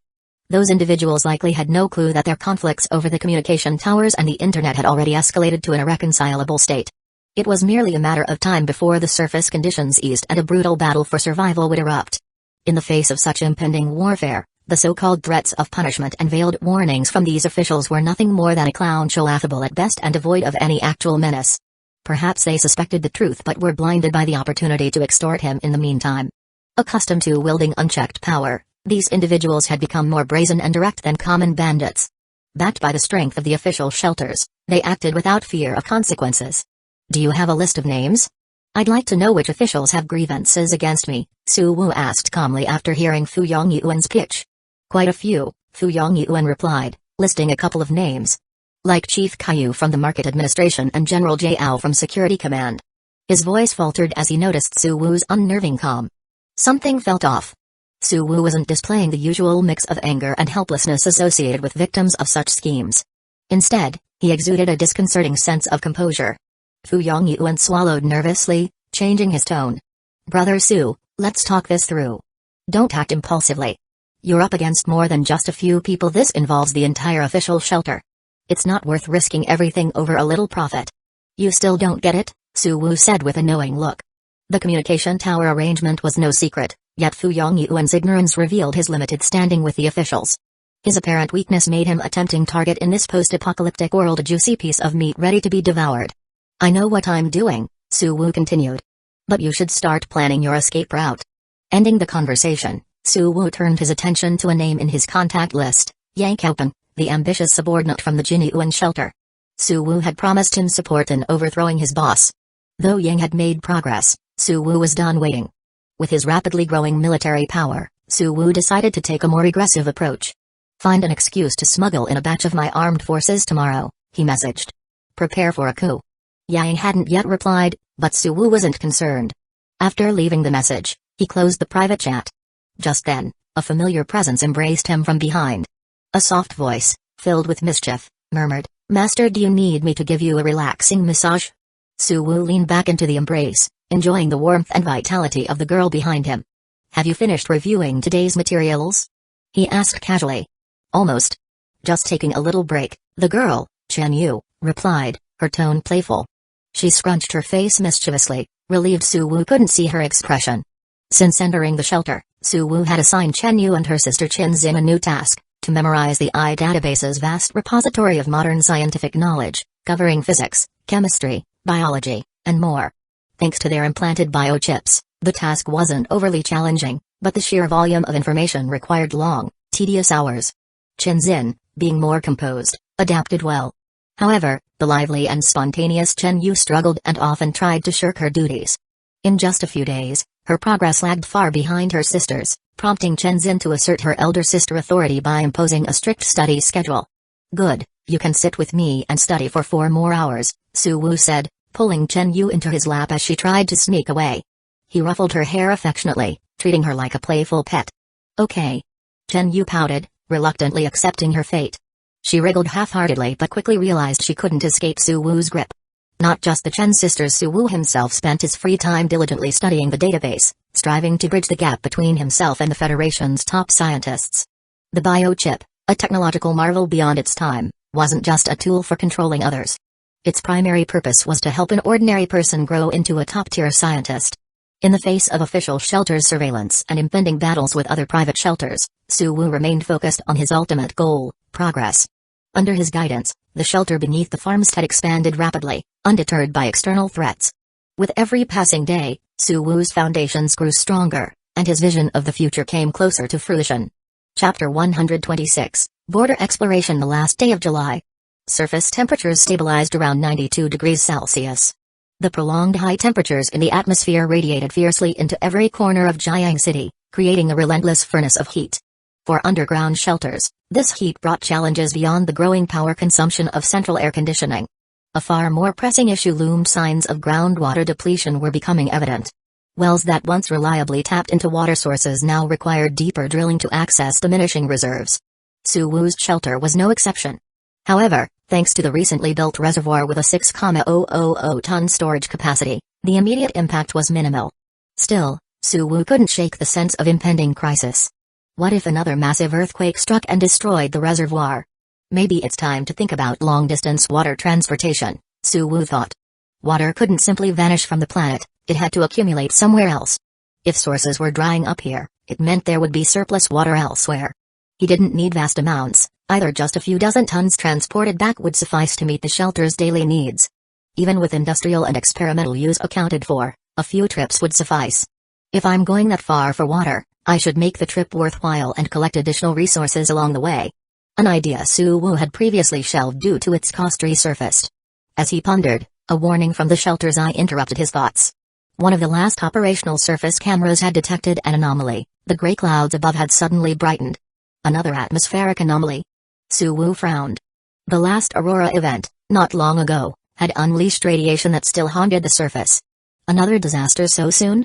Suwu quickly connected to the surface monitoring system to observe the event in real time. Within moments, a brilliant meteor pierced the clouds, lighting up the camera feed. The meteor's luminosity intensified, painting the sky and ground in fiery hues. A meteor of this scale. It must be over 1 kilometer in diameter, Suwu calculated, feeling his chest tighten. He had never witnessed such a massive celestial event. In a post-apocalyptic world, such occurrences often heralded catastrophic consequences. The meteor streaked across the sky, leaving a blazing trail before vanishing beyond the horizon. Nothing unusual seemed to follow. Just as Suwu began to relax, his daily mission log lit up. A new task appeared, written in dazzling golden font. A gold-tier mission, Suwu murmured, momentarily stunned. According to the system, gold-tier missions were level 4, with a probability of less than 1 in 10,000. For many, such a task might never appear in their lifetime. It was a rare opportunity, akin to a miracle. After taking a few calming breaths, Suwu opened the task details. Border exploration, gold tier, travel 2,700 kilometers to the asteroid impact site to collect data and fragments. During the mission, natural disaster multiplier will increase by 50%. Mission duration, 15 days. Reward, matter transmuter golden scale, a stellar artifact created by a civilization that once ruled the stars. Allows conversion of gold and silver into any metallic element at a set ratio. The rewards were jaw-dropping. A 50% bonus to disaster multipliers meant Suwu's current multiplier of 0.03 would yield an additional 1.5 survival points daily. Over 15 days, this amounted to at least 22 survival points guaranteed. But the true prize was the golden scale. With it, gold or silver could be transmuted into any desired metal. This had staggering implications. For instance, uranium, a critical component for nuclear weapons and reactors, could be synthesized. Suwu could potentially build and fuel a nuclear power plant. While not unlimited, even a modest supply of uranium would increase energy resources by hundreds or thousands of times. This mission is non-negotiable, Suwu decided. The golden scale was too valuable. It was worth risking everything, even starting over from scratch. But determination alone wasn't enough. Completing the mission posed monumental challenges. A distance of 2,700 kilometers was daunting even in the pre-apocalypse era. In the current world, where crossing city boundaries was an ordeal, it seemed almost insurmountable. It was clear that a simple journey in a mechanized suit wouldn't suffice. At this moment, an idea began to crystallize, a concept he had considered fleetingly but now seemed essential. Perhaps it was time to construct a massive mobile base vehicle capable of traversing such extreme distances. This idea wasn't just ambitious, it was transformative. A mobile base could serve as both transport and shelter, equipped with advanced systems for survival, exploration, and resource collection. For Suwu, this wasn't merely a mission. It was the beginning of a new era of possibilities. Chapter 127, The Base Vehicle. Glancing at the mission log, Suwu noticed that the 15-day timer for the border exploration mission continued ticking down, even though he hadn't officially accepted it. Realizing he couldn't exploit a loophole to extend the time limit, he promptly activated the mission, allowing the 50% disaster multiplier bonus to take effect immediately. Over the next few days, Suwu pushed his manufacturing center and 3 engineering robots to full capacity, dedicating all resources to constructing the base vehicle. To expedite production, he also enlisted workers from the Qingning shelter and Shizuo's large-scale shelter to help manufacture less critical components. Thanks to this nearly all-out effort, Suwu completed a prototype of the base vehicle on the 4th day. Although he called it a base vehicle, its design resembled a land train consisting of 3 interconnected carriages. Each carriage was roughly the size of a large bus, about 2.5 meters wide and 10 meters long. The 2-story structure stood nearly 6 meters tall, with a tracked undercarriage for enhanced off-road mobility. Due to its massive size, the final assembly had to take place above the ground at the farmhouse ruins. This arrangement meant Suwu could only access the base vehicle by piloting his micro-mech to the surface, a somewhat cumbersome process. August 4th, midday. After enjoying a hearty lunch prepared by Chenzin, Suwu prepared to depart, bidding farewell to the sisters. If anything happens, contact me through the official satellite network, Suwu instructed. Keep handling things in the shelter as usual. And if you detect any signs of the officials preparing to use force, launch a tactical nuclear missile at the outskirts of official shelter number 1. If that doesn't deter them, target their assembled forces and switch the shelter to full lockdown mode. Your safety is more important than anything else. Suwu handed the sisters 4 micro-mech missiles, their potency enough to threaten even the most powerful factions. With such a deterrent, even the boldest adversaries would think twice before attacking. Can I go with you, Master? Chen Yu asked, her voice tinged with sadness. Since moving into the shelter, she had spent the most time with Suwu, growing deeply attached to him. The thought of separation left her feeling downcast and reluctant. It's too dangerous outside, Suwu replied, gently patting her head. Next time when it's safer, we'll go together. He smiled reassuringly at Chenzin, then climbed into his micro-mech. Under their watchful eyes, Suwu piloted the mech to the surface and entered the first carriage of the base vehicle. The cockpit, located on the 2nd floor of the first carriage, was outfitted with an array of electronic buttons and screens, resembling the bridge of a futuristic spaceship. The high-tech setup exuded a strong sci-fi vibe, though actual operation was remarkably straightforward. With the assistance of the onboard die, Suwu could control the massive vehicle with simple voice commands or manual input via the steering wheel. Let's go, Suwu commanded. After a quick systems check, he activated the engine. The base vehicle rumbled softly as it began moving, leaving the farmhouse ruins and heading toward the nearby highway. Current cruising speed, 30 km per hour, the eye reported. Terrain radar scan operational. Road conditions within 150 meters, clear. Listening to the eye's updates, Suwu felt his initial tension ease. Seated in the elevated cockpit with its expansive view, he realized that piloting the base vehicle wasn't so different from managing the shelter's underground control center. Both provided a secure, enclosed space only now, his shelter could move. After setting the navigation route, Suwu delegated driving to the onboard eye and began exploring the vehicle's other features with growing curiosity. The base vehicle had cost Suwu approximately 80 survival points, primarily invested in 3 key areas: defense, battery capacity, and eye systems. Defense: the vehicle was reinforced for structural integrity, heat insulation, and radiation protection. Battery: a colossal 100,000 kilowatt-hour energy cell provided ample power for long-range travel and onboard systems. Eye systems: modeled after the shelter's central eye, the vehicle's intelligence rivaled that of its stationary counterpart. These upgrades ensured the base vehicle's safety, endurance, and functionality. Other aspects, such as comfort or aesthetics, were secondary and not heavily prioritized. The base vehicle's 3 carriages were each designed for specialized purposes. First carriage, living quarters. This section housed Suwu's sleeping area, a storage bay for the micro-mech, food supplies, water tanks, a small laboratory, and a weapons cache. Second carriage, maintenance hub, equipped with 1 engineering robot, 2 construction robots, a small excavator, and a transport vehicle. This section served as a mobile workshop. It allowed for emergency repairs and specialized tasks outside the base vehicle. Third carriage, combat unit. This section contained a drone swarm for aerial operations, a ground combat unit, a hidden rocket launcher, and a 20mm quad-barrel turret. The firepower matched the vehicle's imposing size, capable of repelling most threats. Together, these features ensured the base vehicle could handle a wide range of challenges, from extreme weather to hostile encounters. And if any unforeseen needs arose, Suwu's remaining 20 survival points provided the flexibility to adapt on the fly. As the vehicle cruised steadily along the highway, Suwu felt an undeniable sense of satisfaction. It was a mobile fortress, uniquely tailored to his needs and ambitions. For Suwu, this wasn't just a means to complete the mission, it was a declaration of his capability to conquer even the harshest environments. Chapter 128, The Silent County Town. As Suwu studied the base vehicle, it continued traveling southwest, gradually leaving the boundaries of Jiang City. The roads along the way grew increasingly desolate and rugged. This reflected the reality of the surface world. Not every shelter shared Suwu's relentless drive for expansion and development. Many rural shelters were entirely self-contained, with their inhabitants never stepping foot outside since the day they moved in. Years of isolation, combined with storms and earthquakes, caused large swathes of the surface to deteriorate rapidly. Under these conditions, the fact that many roads still remained functional, even if barely, could almost be seen as a small miracle of the apocalypse. After traveling for over an hour, the base vehicle entered the outskirts of Lingzhou County. As soon as it crossed into the county, the radiation detector mounted on the exterior of the vehicle began emitting an urgent alarm.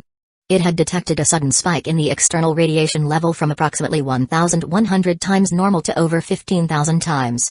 Is this a radiation disaster zone? Suwu thought, his heart tightening. He immediately stopped the vehicle and carefully checked all systems. Fortunately, the vehicle's defenses, which had been significantly reinforced through survival points, held up well. Everything inside the base vehicle remained stable, and even the auxiliary systems operating outside were unaffected for the moment. However, the immediate safety did not mean there would be no future risks. Suwu's next thought was to leave the area as quickly as possible.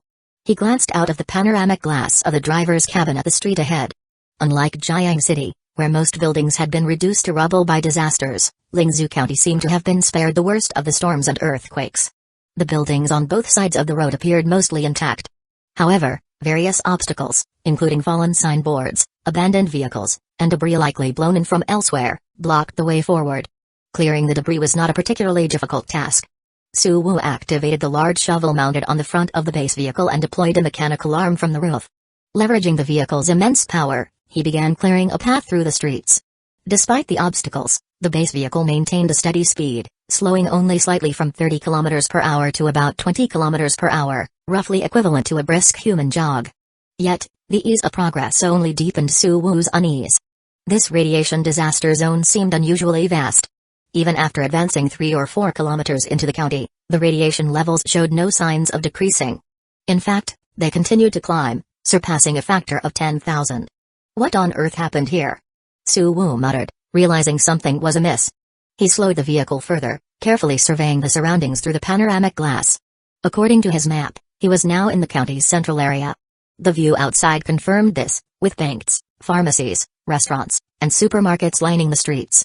Remarkably, many of the details remained intact, including street signs and air conditioning units mounted outside windows. If not for the radiation disaster, this place might have been the luckiest town, Suwu thought. Despite neighboring Jiang City suffering devastating storms and earthquakes that caused tens of thousands of casualties, Lingzhou County appeared untouched. However, any luck was nullified by the onset of the radiation disaster, which turned the entire area into a death trap. He glanced at the external radiation level displayed on the screen, 52,137 times normal. This figure indicated that stepping outside the vehicle without protection would result in near-instant fatal radiation exposure. Even the oppressive 90-degree heat seemed mild compared to the invisible danger of radiation. As the base vehicle's steel tracks crushed a straight tire with a loud pop, it passed the entrance of an underground shopping mall. Su Wu's eyes lingered momentarily on the entrance. Heavy metal doors had been installed, indicating the mall had been converted into a shelter. Yet, radar scans showed that the shelter was eerily silent, devoid of even the basic sounds of air circulation or cooling systems. It suggested one of two possibilities: either the shelter had been abandoned, or its inhabitants were all dead. Given the sudden nature of radiation disasters and the closed doors, the latter seemed far more likely. The thought of thousands of human corpses lying beneath the vehicle sent a shiver down Su Wu's spine. Shaking his head to dispel the grim imagery, he cautiously steered the vehicle further into the town. After another 10 minutes, the base vehicle finally emerged from Lingzhou County and entered open terrain. The radiation alarm, which had been blaring incessantly, finally subsided, and the levels dropped to a more manageable 1,500 times normal. Su Wu's tension eased slightly. That was terrifying, he muttered to himself. If not for the vehicle's robust defenses, even a fully equipped radiation suit would have been insufficient to traverse this area safely. For any living being, Lingzhou County was now a literal hell on earth. At that moment, the vehicle's eye alerted him that someone was repeatedly attempting to establish contact. Su Wu opened the communication channel. "This is Mio Shelter, located under Lingzhou County. Incoming vehicle from Lingzhou, please respond." Su Wu considered for a moment before replying, "This is the vehicle. What's the situation?" Chapter 129, The Riverbed Sinkhole. "Did you see anyone from the county shelter as you passed through? We've lost contact with them for almost 24 hours and have no idea what's going on there." The voice on the radio was both anxious and apprehensive, carrying the weight of someone desperate for news about loved ones. "Why didn't you check it out yourselves?" Su Wu asked. "The temperatures are too high, and we don't have the means to leave the shelter safely. But if we don't hear anything soon, we're planning to send a team on foot to investigate," the voice explained honestly. "You don't need to bother," Su Wu replied. "The radiation levels in the county are dozens of times higher than normal. No protective suit will save you. Anyone who goes there will be dead within minutes." He didn't mince words, laying out the brutal truth. "What about the people in the shelter? Do you have any information on them?" The man's voice trembled slightly, as if he already suspected the worst but didn't want to face it. "They're all dead," Su Wu stated bluntly. "I scanned the area with radar. All the equipment in the shelter has shut down, and there's no sign of life." The line went silent. Only faint sounds of sobbing could be heard in the background. After a long pause, a middle-aged woman's shaky voice came through, her grief barely contained. "Did they suffer? When they died?" "They wouldn't have felt much," Su Wu said cautiously. "The radiation levels there are so high that the shelter couldn't block it. Within a few minutes of the disaster, everyone likely fell into a deep coma. There wouldn't have been any pain." Again, silence filled the channel. It wasn't until almost 30 seconds later that the man spoke again, his voice hoarse and unsteady. "Sorry about that. She's just upset. Her son went to the county shelter yesterday to trade for some medicine to help with her illness. Now, this." The man's voice cracked, the weight of his loss evident. "I see," Su Wu replied quietly. "Do you have any working phones left? I can send you a copy of the footage I captured from the city. That way, you'll know what happened without risking your lives by going there." Moved by a pang of sympathy, Su Wu decided to share the vehicle's camera footage and radar scans with the shelter, hoping it would dissuade them from making any rash decisions. "Yes, we do," the man replied, though his tone faltered when he added, "Yang Daiji still has the phone her son bought her recently." He caught himself mid-sentence, realizing the mention of her son might be painful. Changing course, he focused on expressing his gratitude. "Thank you. Really, thank you for telling us the truth. Just don't blame me for bringing bad news," Su Wu sighed. He disliked witnessing moments of loss and grief, the emotional weight was too heavy to bear. Once out of the county, Su Wu adjusted the base vehicle's route slightly, steering it toward a northwestern road that bypassed the mountainous areas north of Jiang City. Although this detour added some distance to his journey, it promised smoother terrain, allowing for quicker overall travel. After traveling another 50 to 60 kilometers, Su Wu noticed a significant drop in temperature. At times, the thermometer dipped below 80 degrees, settling into a more tolerable range of 70 degrees. It seems global temperatures vary greatly, Suwu mused. If the difference is this obvious within a couple hundred kilometers, it must be even more dramatic on a global scale. He wondered if somewhere on the planet, there might still be habitable areas where surface conditions were less extreme. After all, according to the data he had, radiation only affected certain continents and regions, while extreme heat was the only truly global catastrophe. I just don't know enough, Suwu lamented.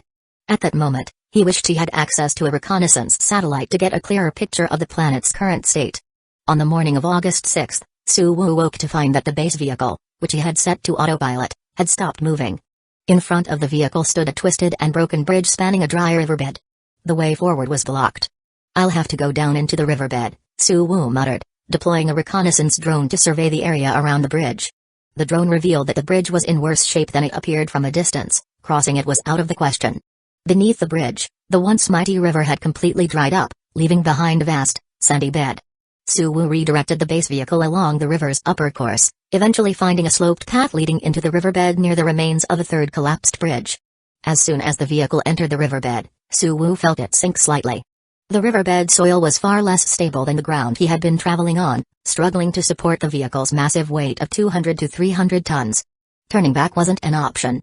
Suwu maximized the power of the vehicle's radar, carefully identifying the sturdiest sections of the riverbed to use as supports. Progress was slow, but the vehicle moved steadily forward. After only a few hundred meters, disaster struck. The front section of the base vehicle sank into a hidden sinkhole, sending the entire structure lurching violently. A cascade of sand and debris buried most of the panoramic glass at the front of the driver's cabin, leaving only a narrow slit a few centimeters wide through which Suwu could see the sky. Well, this is unlucky, Suwu muttered, frustrated but not panicked. A quick inspection revealed that the vehicle had suffered no significant damage, but its bottom was now buried nearly 6 meters deep in sand and gravel. Chapter 130, Changzhou City. Using the vehicle's onboard eye and radar, Suwu compiled a detailed 3D map of the base vehicle's current position and the surrounding sandy terrain. Based on this map, he calculated the most efficient way to extricate the vehicle and delegated the execution of the plan to the onboard eye.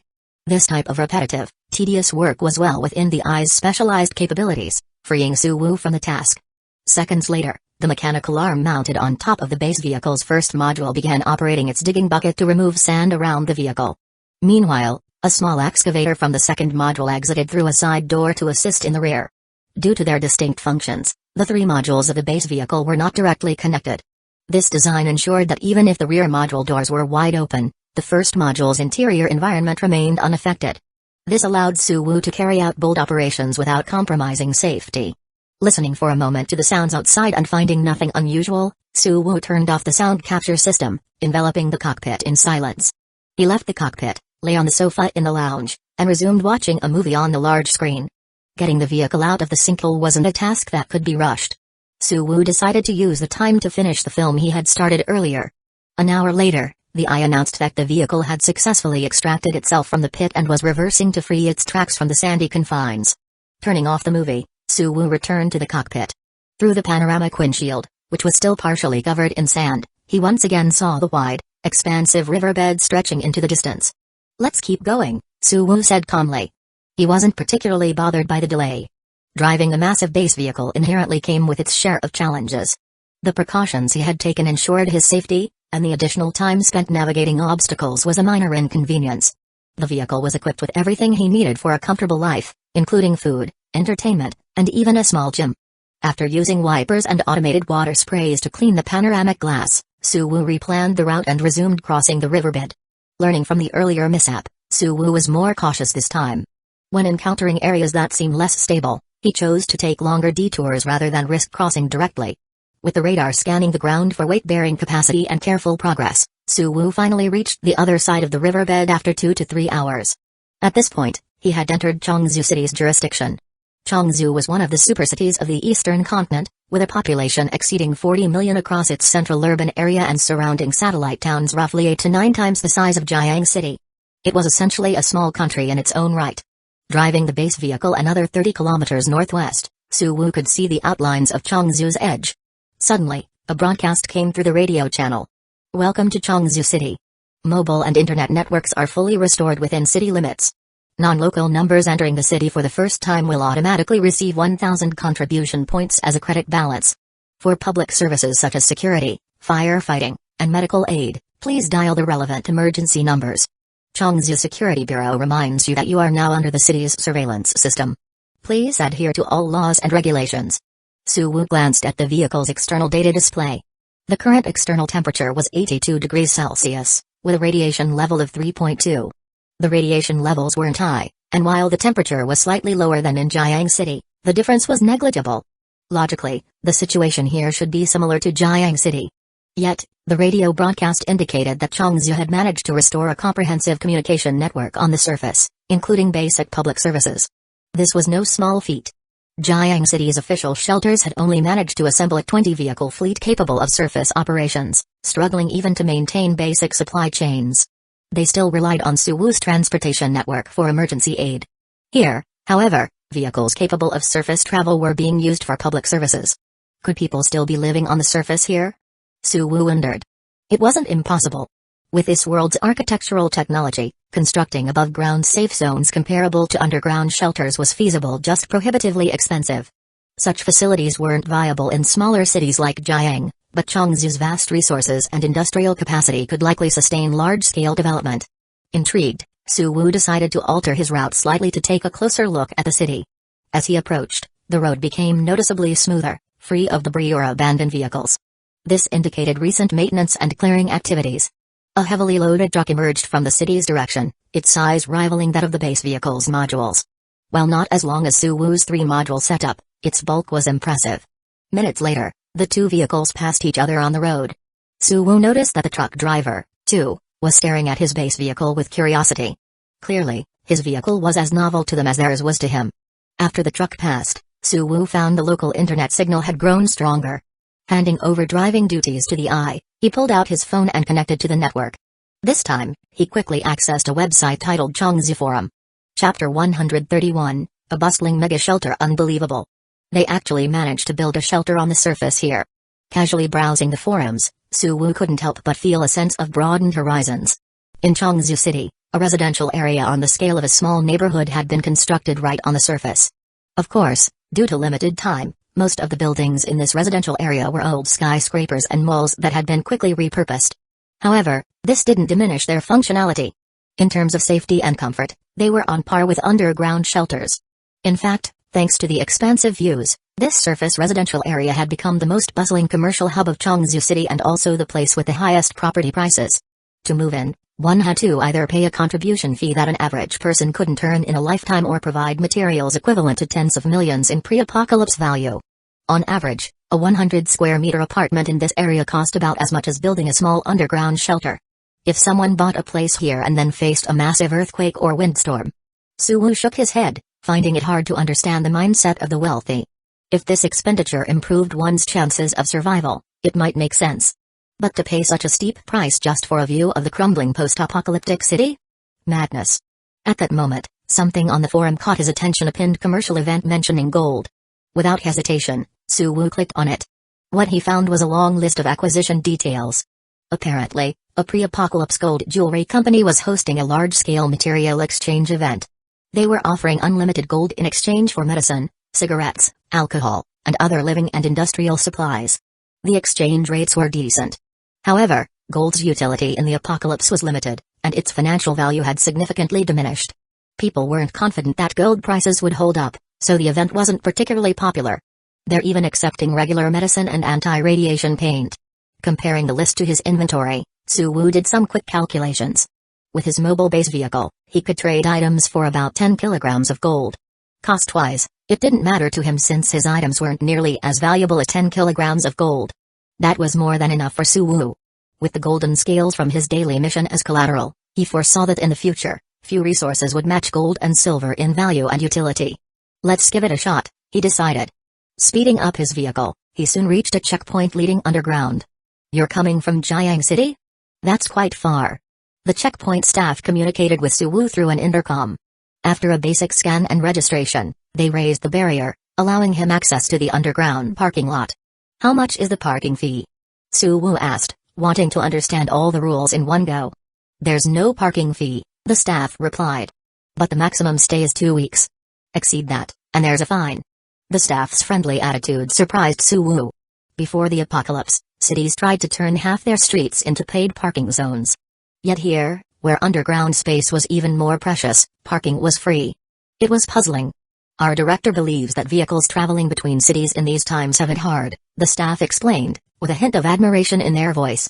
It's inhumane to make things difficult over trivial matters. After all, we're all humans.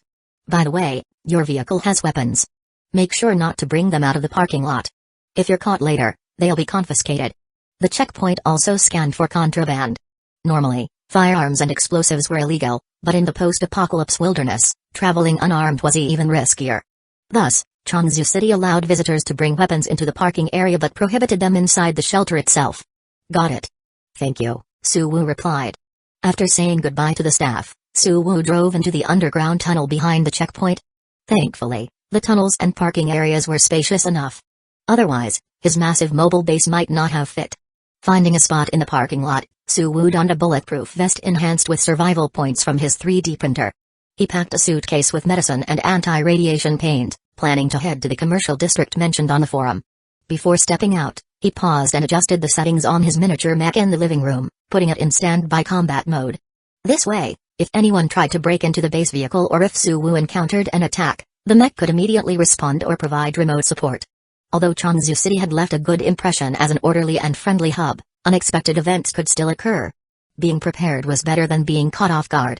Following the signs, Suwu walked through several long corridors and underwent another security check before entering Changzhou City's official shelter. What a massive place, Suwu couldn't help but marvel as he stepped inside. Before him was a vast hall over 30 meters high and 15,000 square meters in area roughly the size of 2 football fields. The space here dwarfed Suwu's own shelter, which he had painstakingly expanded over time. And yet, this hall was merely a logistics and personnel hub within a larger complex. Around the perimeter of the hall were buildings with at least 10 floors, each bustling with people.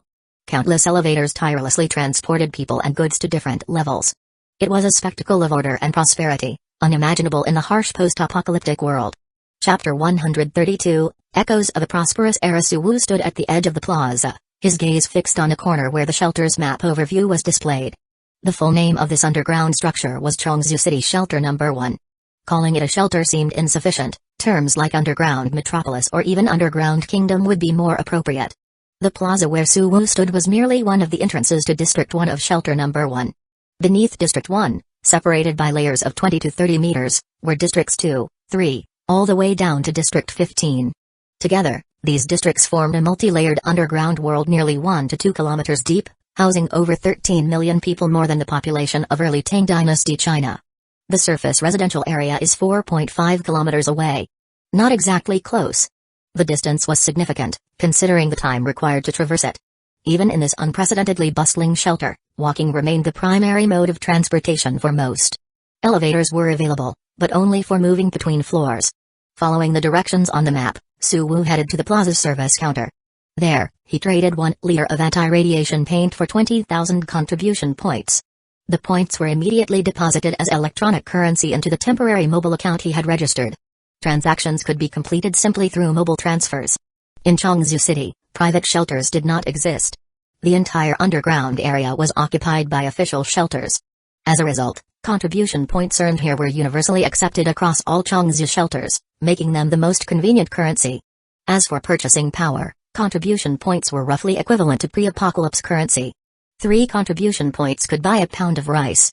However, behind this seemingly stable economy was the harsh reality. An ordinary worker in the shelter earned only about 120 contribution points a month, and that was contingent on having a formal job.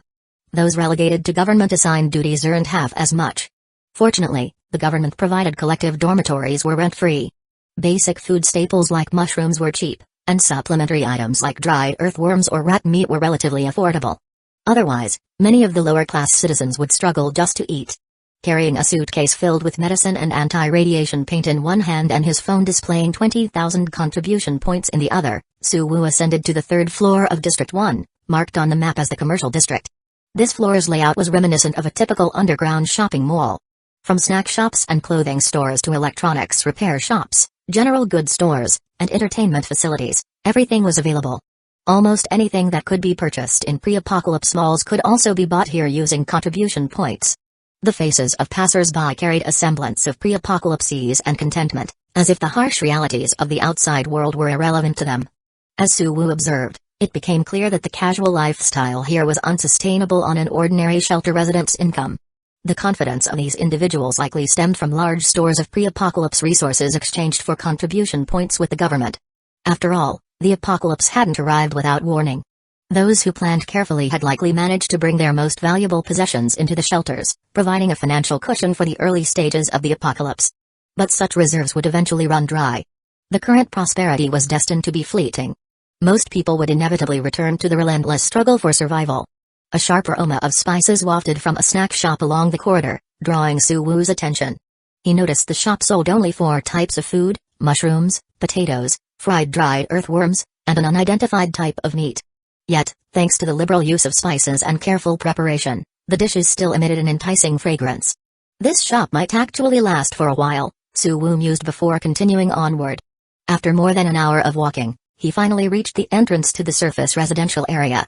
Paying a 3-point fee, Su Wu boarded an observation elevator that took him to the 15th floor of a surface office building, where the forum had mentioned the gold trading hall. The hall was sparsely populated. Although gold's value had diminished in the apocalypse, few people possessed the resources necessary to exchange for it, and even fewer were willing to do so. Without much difficulty, Su Wu traded his supply of medicine and anti-radiation paint, along with his remaining contribution points, for 10 kilograms of gold. Transaction complete, he lingered at the edge of the hall, gazing out through a floor-to-ceiling glass window at the view beyond. Under the oppressive gray clouds, dozens of towering buildings, each over 100 meters tall and clad in transparent thermal insulation, rose like sentinels. These structures replaced the stars, their radiant lights illuminating the dim ground below, evoking the image of a futuristic, sleepless city. But if one's gaze drifted slightly from these magnificent structures, they would be met with endless rows of other buildings, standing like tombstones in the darkness. Their sheer number was overwhelming, and staring at them too long could evoke a deep sense of loneliness and fear, as if submerged in an ocean of death. The surrounding lights and bustling noise seemed incapable of offering any solace. Changzhou City, Su Wu murmured, still isn't big enough. Even with over 40 million residents and a sprawling underground metropolis, humanity's efforts remained as fragile as an anthill before the vast forces of nature, unable to withstand any significant calamity. Satisfied with his curiosity, Su Wu didn't linger long in the surface residential area or the underground shelter. He quickly returned to his mobile base vehicle and resumed his journey. In the apocalypse, nothing was more important than one's own strength. Only by becoming truly powerful could one take control of their destiny and avoid being swept away by sudden disasters. Roughly 40 to 50 kilometers from Changzhou City, the road grew increasingly rugged. Eventually, even the remnants of the highway disappeared. Chapter 133, Crisis in the Wilderness. Su Wu maneuvered the base vehicle inch by inch across the barren wasteland. As evening approached, the gray clouds above darkened into an inky blackness. Driving through the wilderness became increasingly difficult. Sitting in the cockpit, Su Wu turned on the vehicle's high-powered spotlight, illuminating the terrain within a few dozen meters as if it were daylight. However, beyond the reach of the light, the darkness deepened, rendering anything outside the beam utterly invisible. Current speed, 15 kilometers per hour. External temperature, 72 degrees Celsius. Radiation index, 0.2. Glancing at the environmental readouts, Su Wu was surprised by the lowered temperature and near-harmless radiation levels. Other than the endless rocky wasteland, this area's environment seems better than Changzhou City. If the temperature drops a bit more, people might even be able to live on the surface here. As he reflected, the vehicle's radar picked up unusual activity. Redirecting his attention, Su Wu noticed a shelter in the distance. Judging by the still operational equipment, the shelter wasn't abandoned. Who would build a shelter in a place like this? Did someone foresee that the temperatures here would be lower than in Changzhou? Su Wu couldn't help but scoff. This area lacked the natural caves found in mountainous regions, was extremely remote, and was surrounded by nothing but barren rocks. It was even more desolate than the area around his arid stone village, isolated by several orders of magnitude. Building a shelter here seemed like a deliberate choice to be cut off from civilization, where even centuries might pass before anyone discovered it. As these thoughts crossed his mind, Su Wu's expression suddenly shifted. Stopping the base vehicle abruptly, he sat upright and enlarged the radar's scanned image on the screen. The image revealed a shadow resembling a grotesque, bloated mass, emitting intense heat. It pulsated rhythmically, as if alive, and was located within the shelter. What is that thing? After a brief silence, Suwoo decided to exercise caution. He slowly reversed the base vehicle until it was 150 meters away from the shelter, then stopped again. Reviewing the radar data, he confirmed that the shelter seemed devoid of human life. Only the unidentified spherical object, approximately 2.5 meters in diameter, exhibited signs of vitality. Meanwhile, the shelter's air circulation system, central air conditioning, and generators were still functioning, indicating the owner hadn't been gone for long. Otherwise, the fuel for the generator would have run out. Did I just stumble upon a crime scene? Weighing his options, Suwoo decided to investigate. The federal government in this world had an unusual penchant for withholding information. If he didn't take the initiative now, he'd likely never uncover the truth about this anomaly. This situation wasn't one he could afford to ignore, especially since the shelter wasn't too far from Jiang City. If he didn't take precautions, the consequences could eventually come back to haunt him. Activating the vehicle's rocket launchers and quad-mounted 20mm cannons, Suwoo locked onto the shelter's location. He then opened the third compartment of the base vehicle, deploying his ground combat units to establish multiple defensive positions ahead. Once everything was in place, Suwoo directed the engineering robot in the second compartment to board the OR-1 transport vehicle and approach the shelter. Typically, the doors of underground shelters were made from heavy metal. With Suwoo's current tools, only the high-frequency oscillating cutter on the engineering robot could breach them. It was a risky move. Losing the expensive engineering robot was a possibility. However, it was a safer alternative than Suwoo personally piloting the miniature mech to break in. The mech wasn't invincible. Not only could the unknown entity in the shelter pose a threat, but even the federal government had methods to breach its defenses. Caution was the better approach. The OR-1 transport vehicle quickly covered the 150-meter distance and arrived at the shelter's entrance. The engineering robot disembarked and scanned the door's structure with its detection tools before activating the oscillating cutter. Slowly, it inserted the cutter into the door's seams. In just over 10 seconds, the door lock was broken. The engineering robot didn't proceed inside. Instead, it retreated back onto the transport vehicle and returned to the base vehicle, its task completed. As the engineering robot withdrew, a heavily armed construction robot took its place. Accompanied by a soldier combat crawler equipped with a flamethrower, the robot advanced into the shelter. When the shelter's heavy metal door creaked open, a beam of bright light spilled out from the corridor inside, illuminating the path ahead for the construction robot. "The lights are still on," Suwoo muttered, taking a deep breath. His heart rate quickened slightly as he controlled the construction robot via the cockpit's touchscreen, guiding it slowly down the corridor. Behind the robot, the combat crawler remained stationed at the entrance, flamethrower aimed down the corridor, ready to attack in case of an emergency. After more than a minute, the construction robot reached the end of the corridor and pushed open an unlocked inner door. A cluttered hall filled with scattered supplies appeared on the robot's camera feed. Examining the footage carefully, Suwoo quickly reached a conclusion. A standard private shelter. Not very large. It could accommodate 2 to 5 people. Chapter 134, Creatures from the Mantle. Suwoo shifted his focus to a half-open door adjacent to the hall, using the detection equipment on the construction robot. Despite the shelter's air conditioning maintaining an ambient temperature of 26 degrees Celsius in most areas, the temperature in the adjacent room reached an abnormal 45 degrees. Carefully maneuvering the construction robot, Suwoo pushed the door open, rifle at the ready. Inside, a spherical object composed of pale purple crystal and rock came into view. "What is that thing?" Suwoo frowned, puzzled. Noticing no immediate movement in the room, he refrained from making rash actions. Instead, he scanned the entire room, feeding the data into the vehicle's onboard die for analysis. Within half a second, a stream of data and hypotheses appeared on the screen. Suwoo skimmed through it, quickly grasping the key points. All the plastic packaged food in the room had vanished, and the floor bore traces of bones and other residues, corroded by an unknown substance. Did some kind of creature devour people whole, bones and all? The evidence left little room for doubt. As Suwoo shifted his attention back to the massive spherical object in the center of the room, his gaze turned wary, treating it as a potentially dangerous, unknown organism. He directed the construction robot to aim its rifle at the object and fired. With a loud bang, sparks flew as the bullet struck, leaving a shallow dent on the sphere's surface. The attack was effective but lacked sufficient force. Suwoo ordered the construction robot to retreat slightly and attach a grenade launcher beneath the rifle. Another shot followed. The resulting explosion blasted away part of the sphere's outer layer, revealing what appeared to be muscle-like biological tissue beneath. The exposed tissue began to writhe, reacting to the damage. However, after observing for a few seconds, Suwoo noticed that the movements seemed involuntary rather than defensive. He exhaled a sigh of relief, his tension easing. If it can't withstand bullets and grenades, it's just another ordinary organism. No need to be afraid. With fear subsiding, curiosity took hold. Suwu debated his next steps and decided to adopt a conservative approach, study the remains rather than attempt to capture the organism alive. Deploying a reconnaissance drone from the miniature mech, Suwu silently guided it through the vehicle's airlock and towards the shelter. Meanwhile, additional combat units from the ground assault group advanced on the shelter.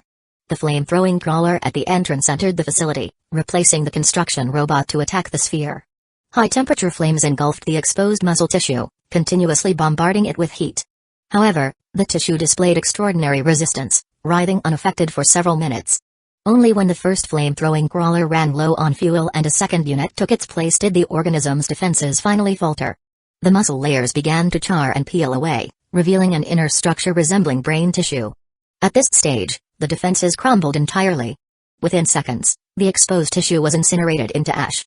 When the flames subsided, all that remained of the sphere was its outer shell, a mix of amethyst-like crystal and rock. The once glimmering crystal was now dim and cracked. The temperature has stabilized. It should be safe now. After confirming through various data sources that the organism was neutralized, Suwu instructed the construction robot to clean up the scene. Out of caution, he decided not to bring the remnants back to the base vehicle. Instead, the construction robot transported the lab equipment from the vehicle to the shelter for on-site analysis. During this time, the construction robot continued to search the shelter, confirming no other creatures were present and attempting to retrieve surveillance footage for additional information. Hours passed in methodical activity. By dawn, Suwu, who had stayed awake all night, received a detailed analysis report. This thing came from deep underground? Whether he wanted to believe it or not, the analysis confirmed that the organism likely originated from the asthenosphere, a layer between 70 and 250 kilometers beneath the Earth's surface in the upper mantle. This region, where magma forms, maintains average temperatures exceeding 700 degrees Celsius, conditions thought to be inhospitable to any form of life. Is this an isolated case, or are there more of them? Suwu's expression turned grim as he realized the implications. If this were a lone specimen, it might not be a cause for alarm. But if similar organisms existed throughout the mantle, it could spell disaster. The surveillance footage recovered from the shelter deepened Suwu's unease. The organism had initially been the size of a fist, appearing in a crack in the shelter's wall following a massive earthquake several weeks prior. The shelter's owner had placed it in the storage room, where it gradually consumed nearby organic materials, growing to the size of a basketball within 10 days. At this stage, the organism underwent a significant evolution, transitioning from a plant-like state to an animal-like one. It gained active predatory abilities, capable of firing fine, blood vessel-like red threads to ensnare nearby humans. The threads secreted potent anesthetics, rendering victims unconscious and allowing the organism to dissolve and consume them at leisure. Chapter 135, The Mile at Grand Canyon. The three people in the shelter had all fallen victim to the unknown organism's predatory methods, picked off one by one without causing any significant commotion. This creature evolves way too quickly.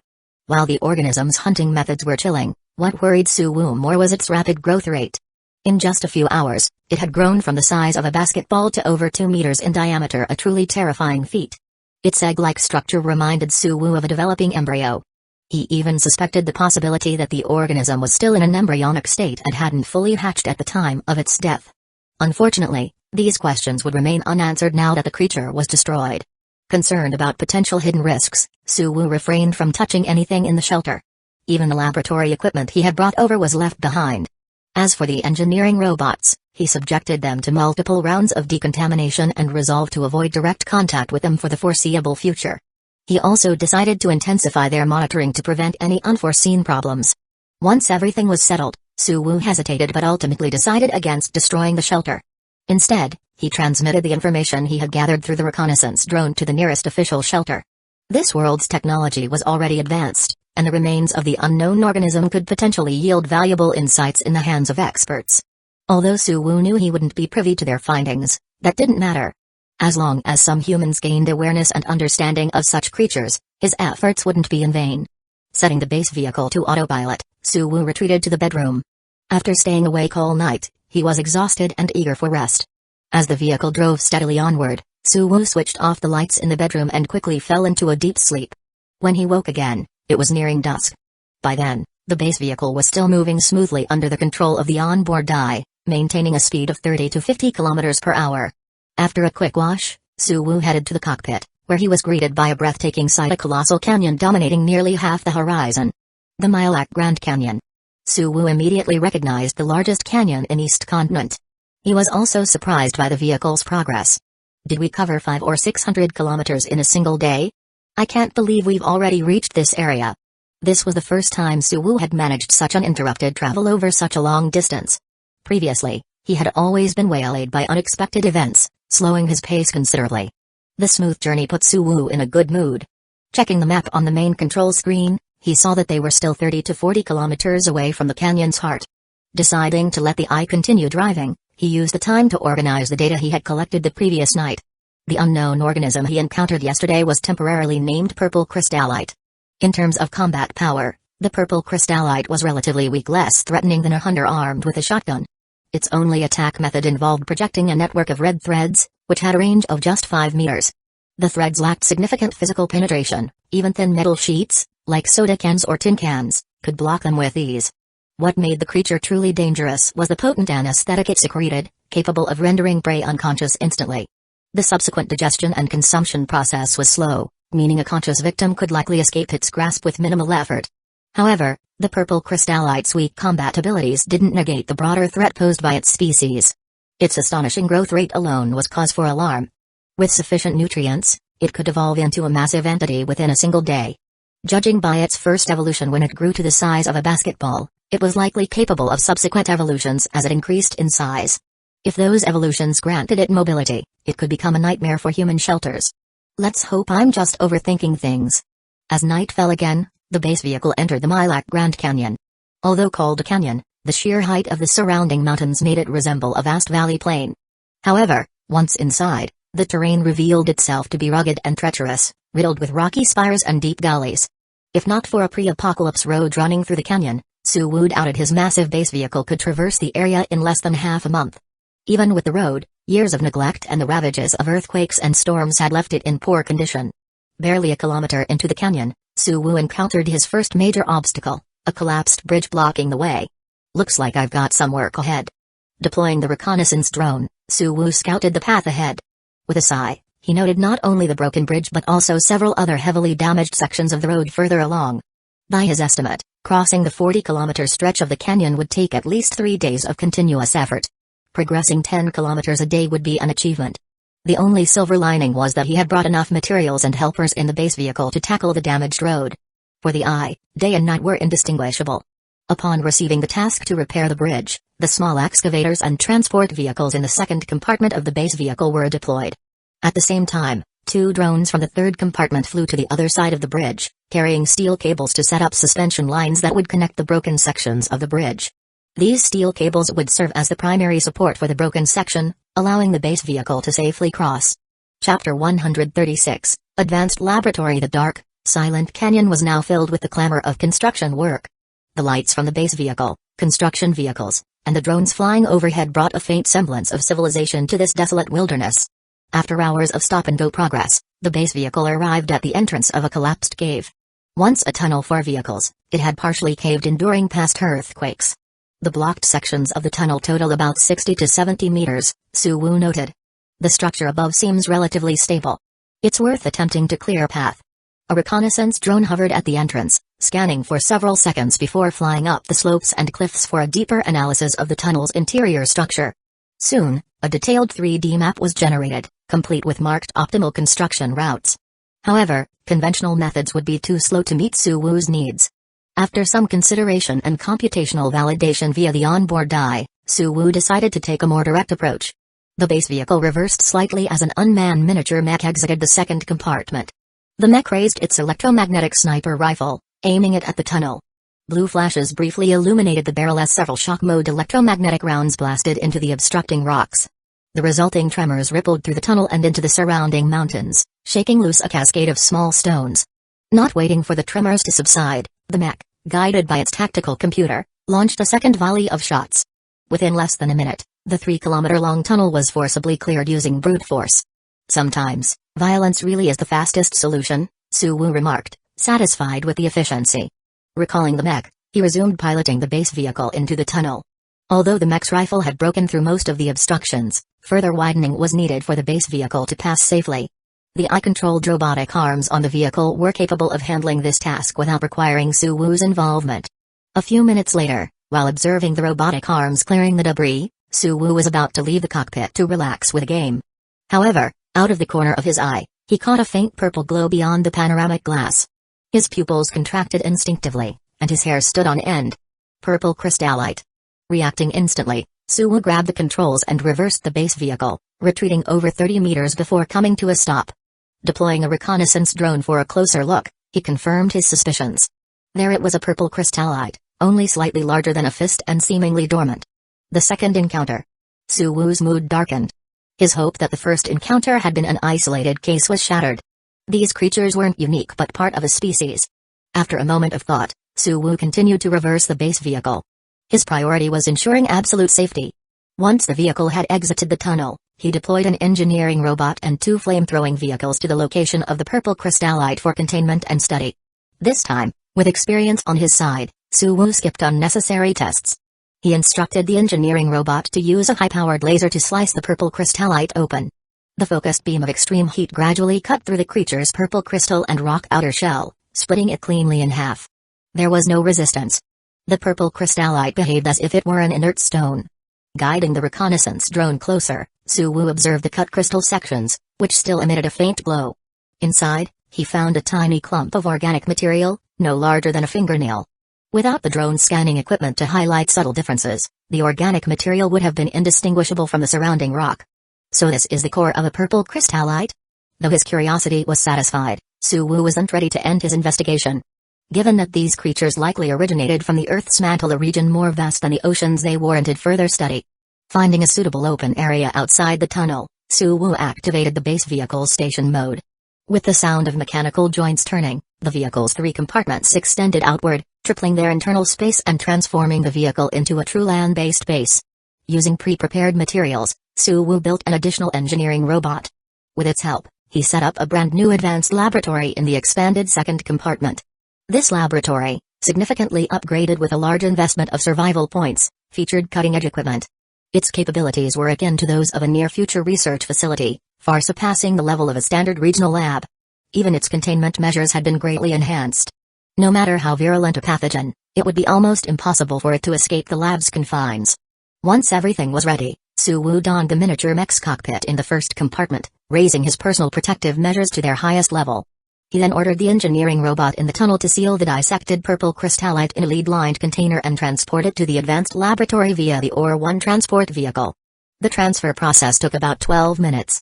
During this time, Suwoo remained in a state of heightened vigilance, monitoring the lead container and its surroundings through his array of sensors and equipment. Thankfully, everything went smoothly. No unexpected incidents occurred. Chapter 137, the deployed base vehicle with the purple crystallite safely delivered to the advanced laboratory, the onboard eye immediately began its routine analysis. This process required no input from Suwoo. Once he confirmed the surrounding area was temporarily secure, he exited the miniature mech and shifted his focus to reinforcing the base's defenses. Activating the base vehicle's station mode did more than create a workspace for the advanced laboratory. The expanded vehicle compartments also added a flight control center and a firepower watchtower on the roof. The flight control center allowed the drone swarm, previously folded and stored in the third compartment, to be fully deployed and ready for immediate operations. After completing missions, drones could return to the center for maintenance and rearmament. The firepower watchtower, a purely defensive facility, was equipped with multiple gun and turret ports. These created a 360-degree firepower network to protect the base. However, given limited resources and the unexpected threat of purple crystallites, the watchtower was only equipped with a few foldable firing platforms. Larger weapons such as heavy machine guns, rockets, or artillery were absent. This limitation wasn't a concern for Suwoo. If needed, he could use survival points to instantly manufacture and install any missing weaponry. The decision rested solely on whether the situation warranted it. For now, the deployed ground combat units were enough to establish a solid defensive perimeter around the base. Once satisfied with the defensive setup, Suwoo took a moment to relax. He activated the vehicle's viewing system, transforming the metal wall of the expanded living room into a floor-to-ceiling glass panel. This technology, inspired by the design of the miniature mech's cockpit, used cameras to capture the outside world and project the imagery onto the wall. Pouring himself a tall glass of iced fruit juice, Suwoo reclined on his sofa by the window, quietly gazing at the illuminated surroundings. The lights from the base vehicle cast a soft glow over a 200 to 300 meter radius, highlighting the terrain's intricate details without being overly harsh. The result was a surreal and immersive experience. Thankfully, the purple crystallite isn't too destructive. Otherwise, this place could have turned into a horror movie set, Suwoo muttered, still feeling the remnants of tension. Dealing with such deadly creatures was nerve-wracking. With no prior data to rely on, every step had to be calculated with extreme caution to avoid unforeseen consequences. But the danger had passed for now. The following morning, Suwoo received the Advanced Laboratory's preliminary report. According to the analysis, the purple crystallite was a creature with extraordinary regenerative abilities. As long as the organic core within its shell weighed at least 1 gram, it could regenerate fully given adequate nutrients. Moreover, if fragmented, the creature could grow into multiple independent entities, each regenerating faster than the original. However, if the core's mass fell below 1 gram, the creature would die even in the presence of sufficient nutrients. If it lacks viral level contagion, the purple crystallite is manageable, Suwoo concluded. The main challenge is finding them. The report also included an effective method for extermination, specialized high-explosive rounds. The process involved using the explosive rounds to breach the purple crystallite's rock-hard shell, penetrate the fire-resistant membrane protecting the organic core, and ignite the thermite inside the round to burn the core for over 3 seconds. This would destroy the creature completely. The real difficulty lay in identifying purple crystallites in their early stages. Their appearance was nearly indistinguishable from ordinary rocks, and non-visual detection methods were ineffective. After some deliberation, Suwoo decided to invest survival points to address this challenge. Minutes later, a fist-sized, inverted transparent crystal pyramid materialized on the cockpit's control panel, a portable detection device capable of pinpointing all purple crystallites within a 10-kilometer radius. Its only drawback was its immense energy consumption. Each use required 1,000 kilowatt-hours of electricity. Even with the base vehicle's capacity, frequent use was impractical without access to a reliable power source. Fortunately, purple crystallites were generally stationary. Scanning an area once was usually sufficient. Receiving scan command. Charging in progress. Charging complete. Beginning search. Blue arcs of electricity converged at the pyramid's tip. When the charge reached its peak, the device emitted concentric white ripples, silently expanding outward. Half a second later, the device transmitted a wealth of data to the onboard die, which displayed it on the control panel screen. As expected, there's another one. Suwoo's eyes narrowed. While relieved he had created the detector, the discovery confirmed the infestation wasn't over. The good news was that only one purple crystallite was detected within the 10-kilometer range. This suggested the threat hadn't reached an unmanageable scale. Time to take care of it and test the new weapon modifications. Referring to the map, Suwoo identified the creature's location on a mountainside near the canyon. It wasn't buried deep in the rock, making access easier. He immediately deployed a combat drone from the flight control center. Armed with an automatic rifle and the newly modified high-explosive rounds, the drone took off and headed for the target. A few minutes later, the drone's camera feed revealed a small, 3-story building nestled against the mountainside. The purple crystallite was inside. Chapter 138, The Research Station. There are still people in this building. Controlling the drone to circle the structure twice, Suwoo confirmed it was a specialized facility similar to the surface residential areas in Changzhou City, equipped with advanced heat insulation materials developed by the Federation. However, the battle-oriented drone's camera wasn't capable of gathering detailed information. After some thought, Suwoo directed a reconnaissance drone and the remaining combat drones to approach the building. With the help of more advanced scanning equipment, Suwoo discovered the presence of numerous external observation instruments and 5 humans still active inside. A research station? Suwoo hesitated, considering how to proceed. Before he could decide, the people inside noticed the swarm of armed drones surrounding them. A man in protective gear stepped out of the building, trembling slightly as he raised his hands above his head. "Don't shoot. Let's talk this through." Suwoo raised an eyebrow. With someone willing to communicate, things would be easier. Lowering the reconnaissance drone, Suwoo signaled for them to connect to the temporary local network set up by the drone for dialogue. A minute later, a middle-aged woman appeared on Suwoo's screen.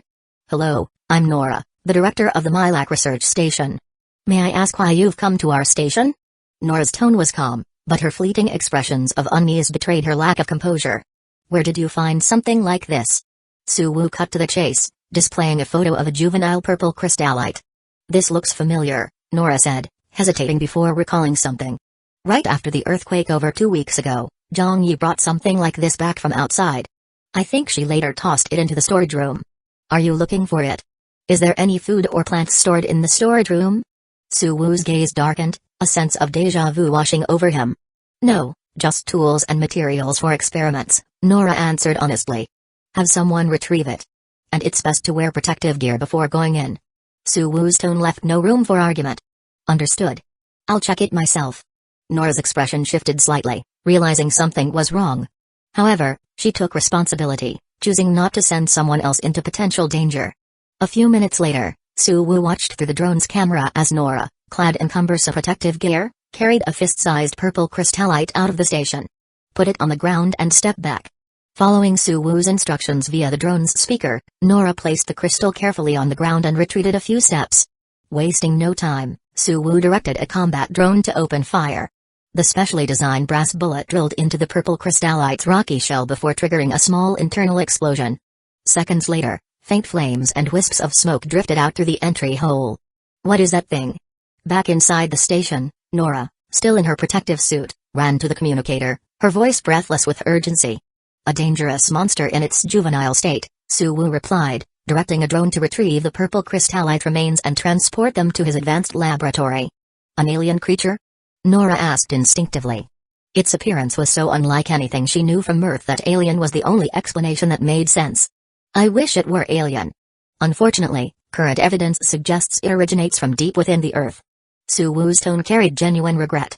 If the creatures were extraterrestrial, their numbers would likely be limited, and their origin easily traceable.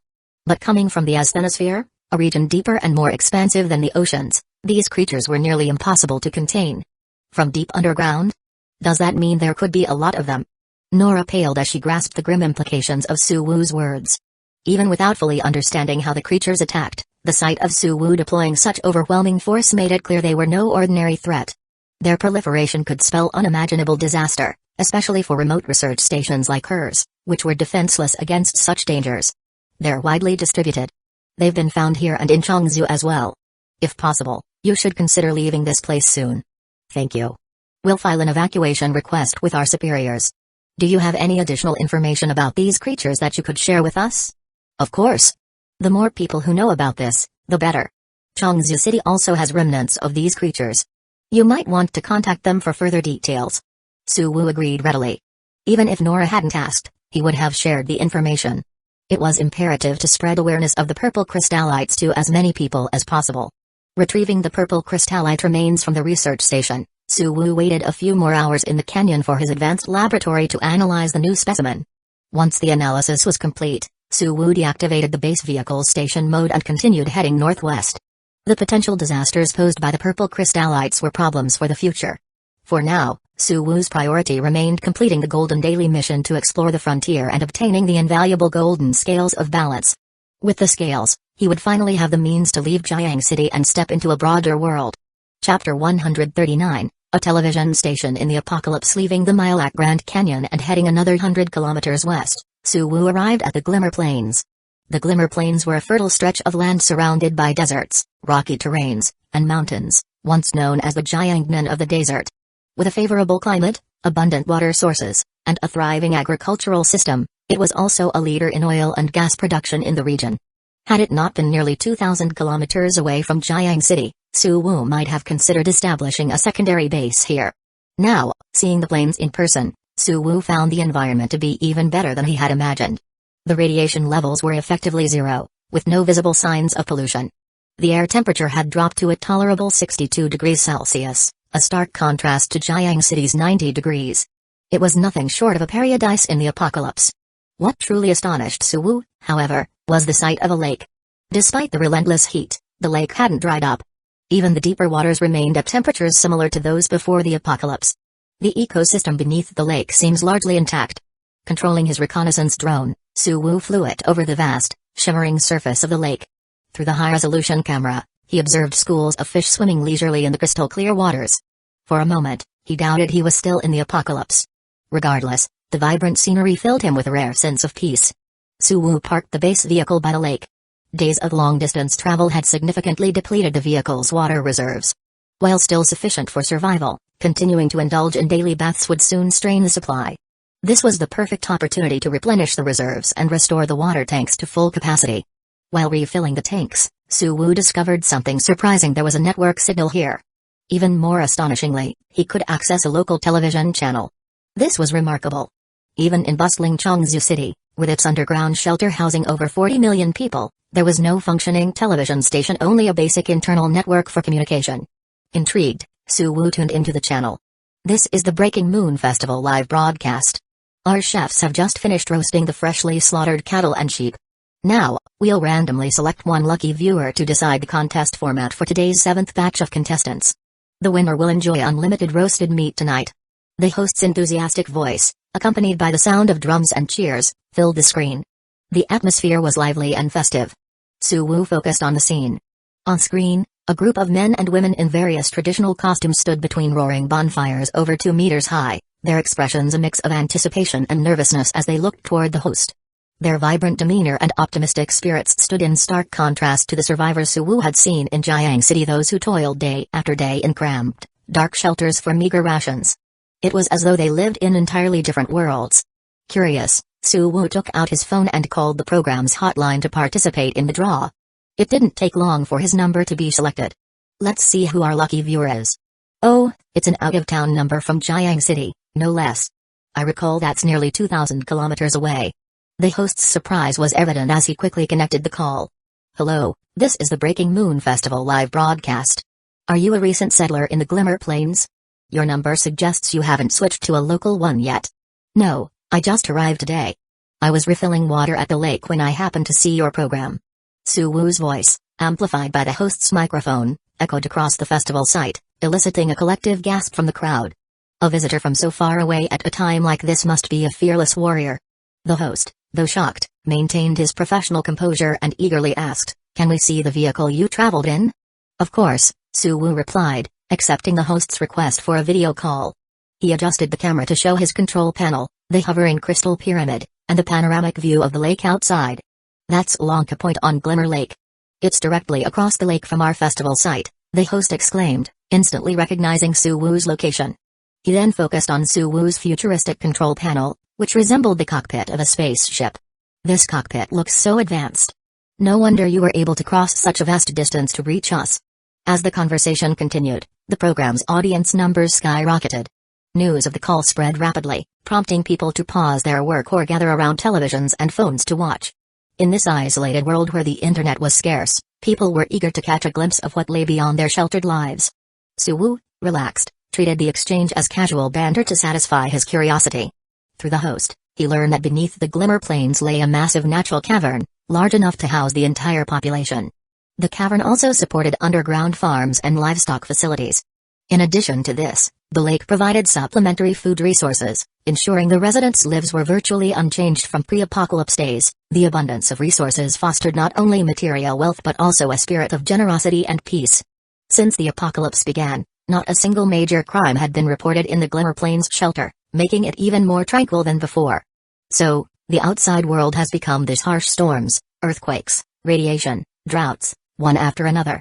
Chapter 140, The Military Restricted Zone. The host's voice carried a trace of melancholy. He sympathized with the plight of billions of people in the outside world, while also feeling fortunate to live in the Glimmer Plains. After satisfying his curiosity, he shifted the conversation back to the program. Well then, enough with the small talk. Brave traveler, it's time for you to choose a competition for our contestants. Will it be singing, dancing, horse racing, or wrestling? Dancing, Su Wu replied. I have a friend who's also practicing dance. I can record it and bring it back for her to see. Su Wu glanced at the contestants. Their colorful attire seemed perfect for traditional folk dances. Contestants, you'd better give it your all this time, the host quipped. Don't let our guest from 2,000 kilometers away see you embarrassed. Pressing his earpiece, the host listened intently before adding, Brave traveler, if you're not in a hurry, please wait a bit by the lake. Our crew has decided to send you a gift via drone, a rack of freshly roasted lamb ribs, prepared by our chef. It's a token of appreciation from all of us in the Glimmer Plains, wishing you a safe journey. Thank you. I'm looking forward to it, Su Wu said. The drone delivered a 10-pound rack of golden, crispy lamb ribs. After enjoying the feast and watching the rest of the program, Su Wu resumed his journey northwest in the base vehicle. Leaving the Glimmer Plains, he entered a landscape dominated by Great Tone's low mountains and rocky deserts. Here, paved roads were non-existent, replaced by fields of sharp stones and gravel. For Su Wu, traveling in the massive base vehicle felt no different. Sharp rocks were crushed effortlessly beneath the steel tracks, with no impact on the vehicle's stability. However, the monotonous barren scenery soon grew tiresome. Shortly after entering the desert, Suwu grew restless and handed the driving controls to the onboard die. He retreated to the living room and settled on the sofa to play games. 5 hours into the desert crossing, Suwu received an alert from the eye. The external radiation levels were spiking abnormally, rising from single digits to over 2,000. As the vehicle advanced, the levels climbed even higher. Another radiation disaster? Suwu muttered, pausing his game and heading to the cockpit. Looking at the radar data, he was puzzled. In Jiang City, radiation disasters were common, but in the Glimmer Plains, surface radiation levels were near zero. It didn't make sense for such a sudden spike to occur. Frowning, Suwu slowed the vehicle and deployed a reconnaissance drone to investigate. Minutes later, the source of the radiation became clear: a hidden underground base in the mountains. Military restricted zone. Suwu raised an eyebrow as he read the sign at the entrance, suspecting the radiation wasn't natural but leaked from the base's nuclear reactor. A military base with a nuclear reactor was worth investigating, even with limited information. Ever since discovering the deadly purple crystallites in the Earth's depths, Suwu had felt a growing need to strengthen his arsenal. However, most of the weapons he could manufacture were outdated models sourced from publicly available designs.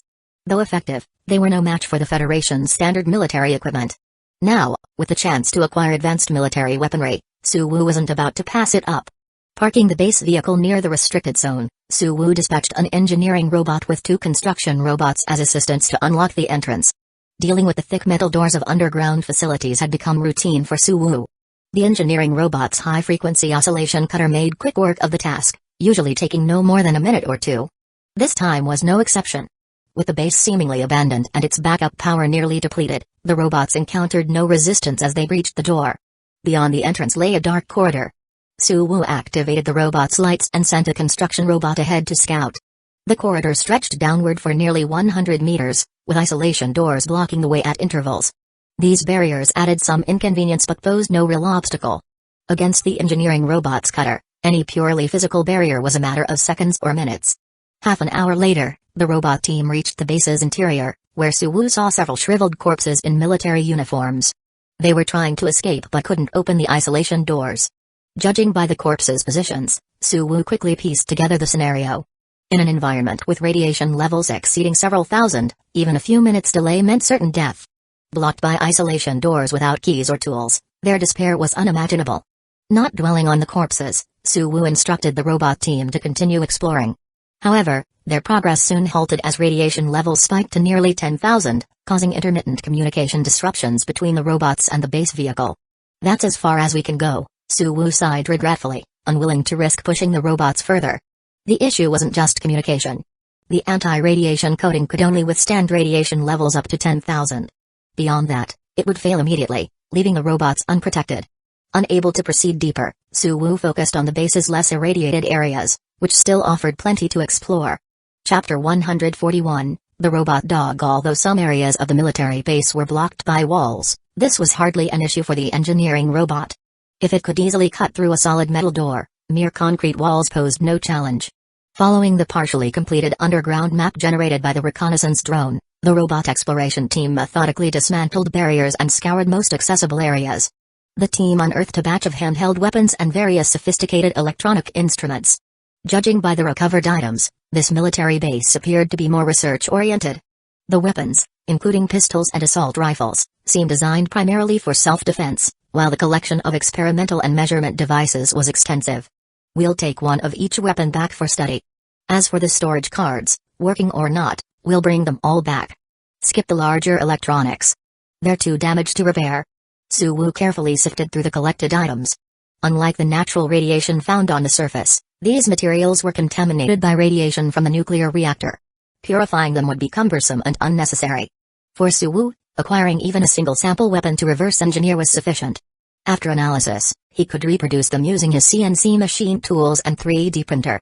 However, storage cards and hard drives potentially containing research data were invaluable and not to be overlooked. These were akin to lottery tickets. Repairing just one could yield a valuable blueprint or discovery. After retrieving the items from the robot team, Suwu activated the base vehicle station mode near the military base to begin repairs and data recovery on the storage cards. Unfortunately, the results were underwhelming. Perhaps due to prolonged contamination, Only 2 of the dozens of storage cards contained salvageable data. Among the fragmented and mostly unusable information, Suwu found only one valuable piece, a schematic for the first-generation robot dog. Well, at least it's a robot dog. Not bad at all. Though labeled as a first-generation design, the robot dog's value far surpassed many seemingly grander finds, such as an aircraft carrier blueprint. An aircraft carrier had limited utility for Suwu's current needs, while the robot dog design addressed a significant gap in his capabilities. The robot dog's versatility would drastically enhance both the productivity and combat capabilities of his operations. For his land combat units, it would mean expanded operational areas, including buildings, wilderness, caves, and cliffs, transforming them from mere support tools into core combat assets. Similarly, the efficiency of the engineering and construction robots would see a 3 to 5-fold increase with the robot dog's assistants each effectively performing the work of 3. Carefully backing up the robot dog schematic to the tactical computer of his miniature mech, Suwu deactivated the base vehicle's station mode. Looking back at the military base one last time, he confirmed there was no further value to be gained. The primary purpose of processing the storage cards on-site had been to avoid missing any critical clues that might necessitate further exploration. Since no such clues emerged, it was time to move on. Seal the entrance and ventilation ducts to reduce radiation pollution. Following Suwu's command, the rocket launchers mounted on the third compartment of the base vehicle adjusted their angles and locked onto key points marked by the onboard die. Bright flames erupted from the launcher as a salvo of rockets streaked through the air, slamming into the base's entrance and ventilation shafts. As fire and smoke billowed into the sky, the surface components of the military base were buried under rubble. Let's move on. As the base vehicle departed, the terrain grew progressively flatter and more barren. The once rocky ground transitioned into expanses of yellow sand, signaling Suwu's entry into the Rouse Desert, the largest in East Continent and the final destination marked in the border exploration mission. Current external temperature, 97 degrees Celsius. Radiation level, 0. Even before the apocalypse, deserts were synonymous with scorching heat and lifeless landscapes. After the apocalypse, these traits had only intensified. As the base vehicle ventured deeper into the Rouse Desert, the temperature rose sharply every few kilometers. After traveling only 30 to 40 kilometers, the temperature had already surpassed Suwu's previous experience in Chiang City, reaching an unprecedented 97 degrees, just 3 degrees shy of boiling water. Of course, at this level, the difference was negligible. Energy consumption has increased slightly, Suwu noted, glancing at the base vehicle's power reserves. The battery, once fully charged at the journey's start, had dwindled to 47%. While still sufficient for the return trip, it was a little disconcerting to see the gauge drop below half. Driving another 100 kilometers into the desert, Suwu encountered a stark expanse of gray-white salt flats. The appearance of salt flats didn't indicate improved conditions. Instead, it heralded even more extreme temperatures. The external thermometer now displayed a staggering 107 degrees Celsius. It's not just the heat. The geological activity here seems intense as well. Suwu's expression turned serious as he noticed a sudden spike in the system's disaster index. The index had jumped from 0.06 to 0.35 upon entering the salt flats, meaning he was now accumulating 1.4 survival points per hour merely by staying in this hazardous environment. This level of danger was unprecedented. Chapter 142, The Volcanic Zone. Suwu reduced the base vehicle's speed to 10 km per hour, cautiously navigating the salt flats while maxing out the power of his reconnaissance equipment to monitor for any anomalies. At this point, he spared no expense, conducting an emergency upgrade to his reconnaissance drones.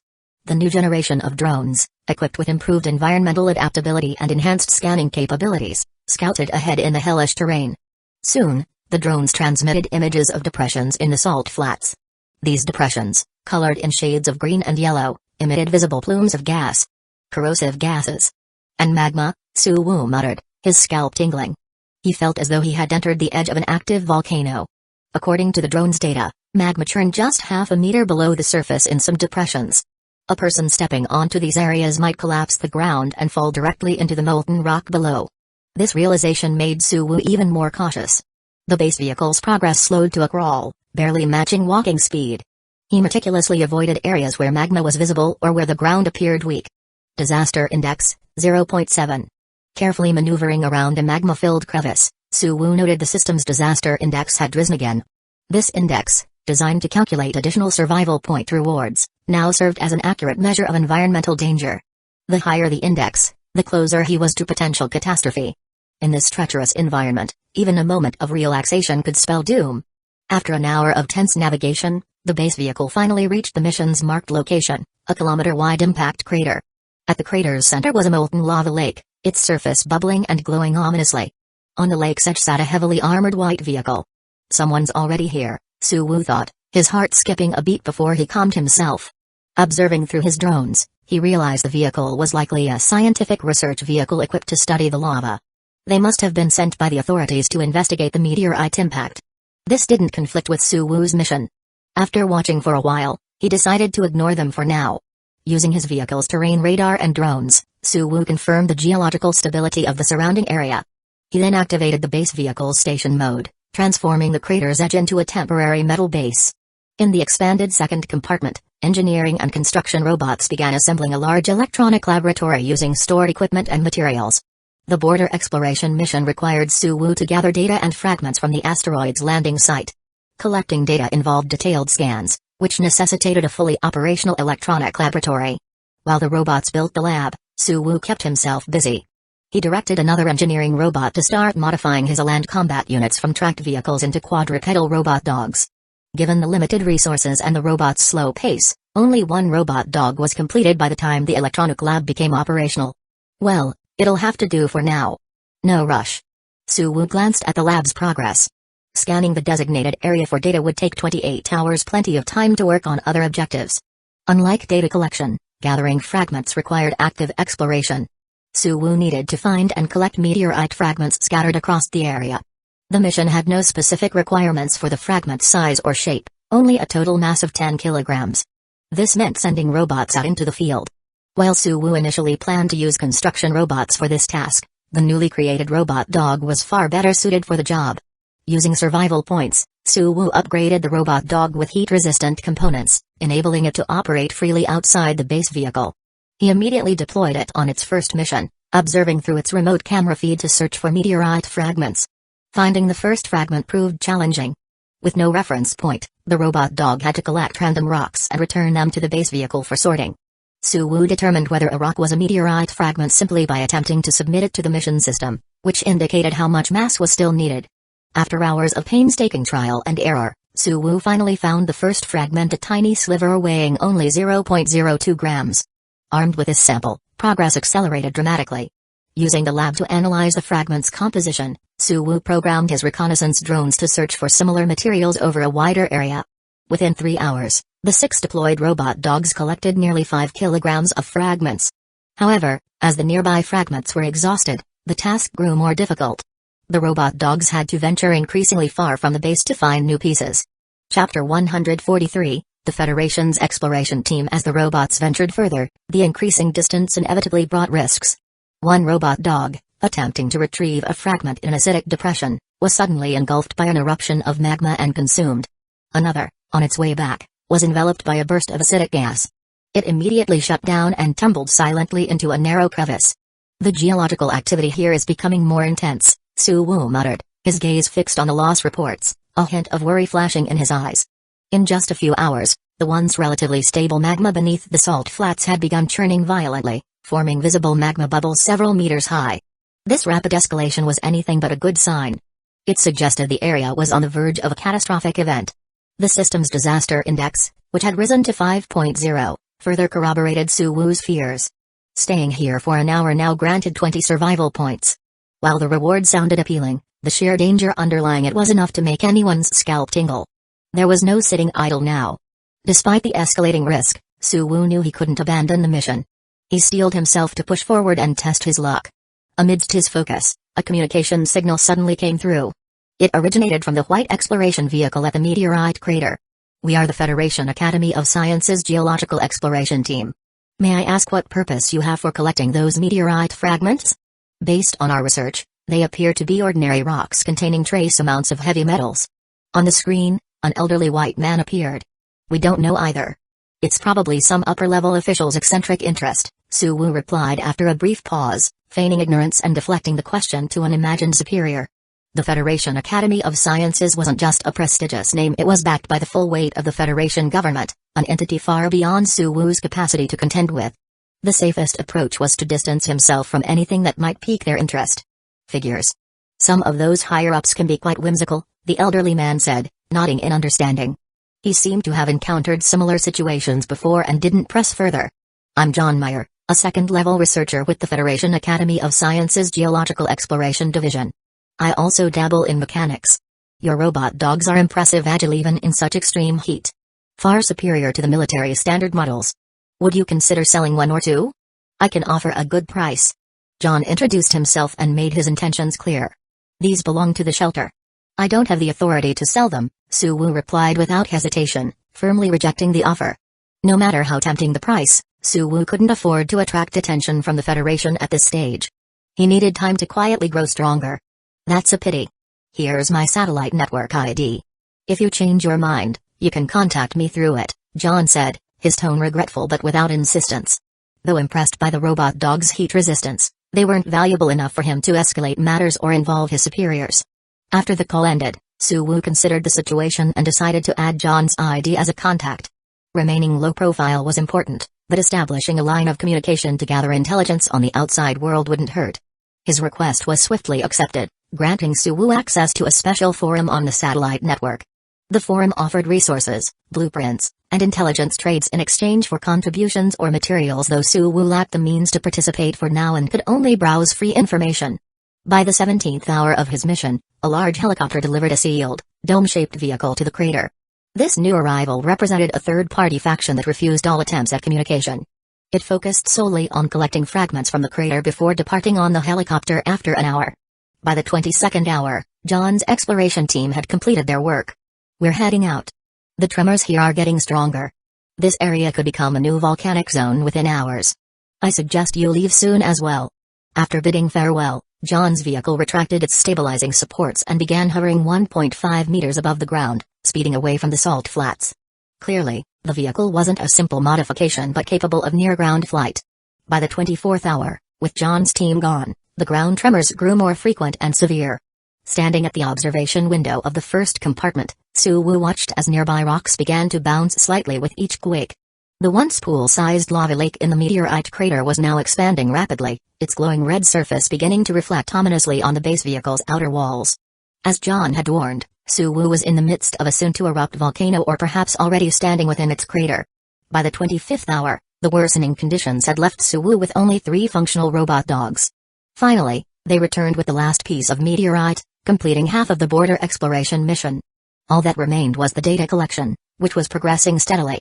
By the 26th hour, the lava in the crater had risen to fill half its depth, continuing to surge upward visibly. The intense heat from the magma now caused the base vehicle's exterior to faintly glow red. With the situation growing critical, Suwu decided to use 20 survival points to perform a second upgrade to the base vehicle's defenses, preparing for the worst. Chapter 144, Volcanic Eruption. This would be Suwu's final defense upgrade for the base vehicle. Any further upgrades would require an exorbitant amount of survival points, making them unattainable in the short term. After the upgrade, the base vehicle appeared bulkier, with faint arcs of blue light occasionally flickering across its surface, a sign of its electromagnetic armor. This new armor consumed power to partially absorb physical impacts and damage. However, even with these improvements, the vehicle wasn't invincible. While it could briefly withstand contact with magma, prolonged exposure or sustained high damage would quickly drain its power, leaving it as vulnerable as any other vehicle. By the 27th hour, the magma lake in the meteorite crater had crept to within 2 or 3 meters of the base vehicle. Standing at the observation window facing the lava, Suwu felt an unsettling illusion, as though one misstep could send him tumbling into the roiling magma. The danger wasn't limited to the immediate vicinity. Further away, previously stable depressions began to crack under tremors, forming spiderweb-like fissures. Occasionally, fiery serpents of magma would erupt from these cracks, soaring tens of meters into the air. As time passed, these fissures spewed more and more lava, merging into streams and pooling into lakes. The salt flats gradually transformed into a vast expanse of glowing red, like a hellish painting. With 15 minutes remaining for the electronic lab to complete its data collection, Suwu took his place in the cockpit. Behind him, the hatch to his miniature mech stood open, a last resort for a rapid escape. Ahead, the cockpit screens displayed real-time data from the terrain radar and reconnaissance drones, which monitored every geological shift. The onboard eye used this data to refresh potential evacuation routes at millisecond intervals. Just 14 minutes left, Suwu muttered, glancing at the progress bar. Time seemed to crawl unbearably slowly. The disaster index had climbed to 16.0, granting over 1 survival point per minute for enduring the situation. But the reward, instead of bringing satisfaction, only heightened Suwoo's anxiety. He felt as if he were aboard a ship sinking into an abyss, with despair closing in from all sides. By the 5-minute mark, the reconnaissance drone map showed that 70% of the salt flats were now covered in magma. The base vehicle's possible escape routes had dwindled from over a dozen to just 3, each blinking ominously on the map as lava encroached on them. In the final minute, Suwoo retracted the first and third compartments of the base vehicle and deployed the entire drone fleet. All his focus was now on the mission's completion. The magma had reached the base vehicle's undercarriage, and the rumbling tremors had intensified into a near-deafening roar. Yet Suwoo's senses tuned out all distractions. He sat like a racer waiting for the starting gun, poised to launch the vehicle the instant the task was complete. As the last second ticked down, Suwoo wasted no time checking the mission rewards. He retracted the second compartment while starting the engine, hurtling along the final escape route. Seconds later, a 2-meter-wide magma river appeared in the vehicle's path. Suwoo didn't hesitate. He drove the base vehicle at its maximum speed of 60 kilometers per hour, barreling through the molten barrier. Lava splashed violently as the massive vehicle plowed through, some landing on its armor. Blue arcs of electromagnetic energy crackled, deflecting the fiery assault. Once past the magma river, the route became less obstructed, but the danger only escalated. More magma spewed from cracks along the path, some jets shooting hundreds of meters into the air before exploding into fiery fragments that rained down like a volcanic storm. As the largest target on the ground, the base vehicle inevitably bore the brunt of this fiery barrage. To mitigate damage, the onboard I activated the rocket launchers in the third compartment, firing interceptive rockets at the largest falling debris. The accompanying drone fleet worked to intercept smaller fragments. However, the launchers and drones carried limited ammunition. Once their reserves were depleted, the drones resorted to kamikaze tactics, ramming into descending fireballs to alter their trajectories and spare the vehicle below. Eventually, the entire drone fleet was lost in this sacrificial effort, leaving the base vehicle exposed to the unrelenting rain of fire and magma. Electromagnetic armor integrity, 73%. Remaining power, 42%. Warning, estimated armor failure in 3 minutes 40 seconds. Outside the cockpit's panoramic glass, Suwoo could see nothing but dense black smoke, glowing red magma, and the crackling blue arcs of the vehicle's armor. It felt as though he were on a crumbling continent, with no refuge in sight. Almost there, Suwoo muttered, his tone unnaturally calm amidst the chaos. He watched the holographic map on the console. The blinking dot representing the base vehicle was rapidly approaching the edge of the volatile salt flats, heading toward a relatively stable sand dune. The combination of the vehicle's reinforced armor and its top speed of 60 km per hour had given Suwoo a fighting chance to escape. Chapter 145, The Journey Back and Meeting Aina. 2 minutes later, the view before Suwoo opened up. An endless sea of sand stretched across the horizon. The base vehicle had successfully exited the salt flats, leaving the dangerous zone behind.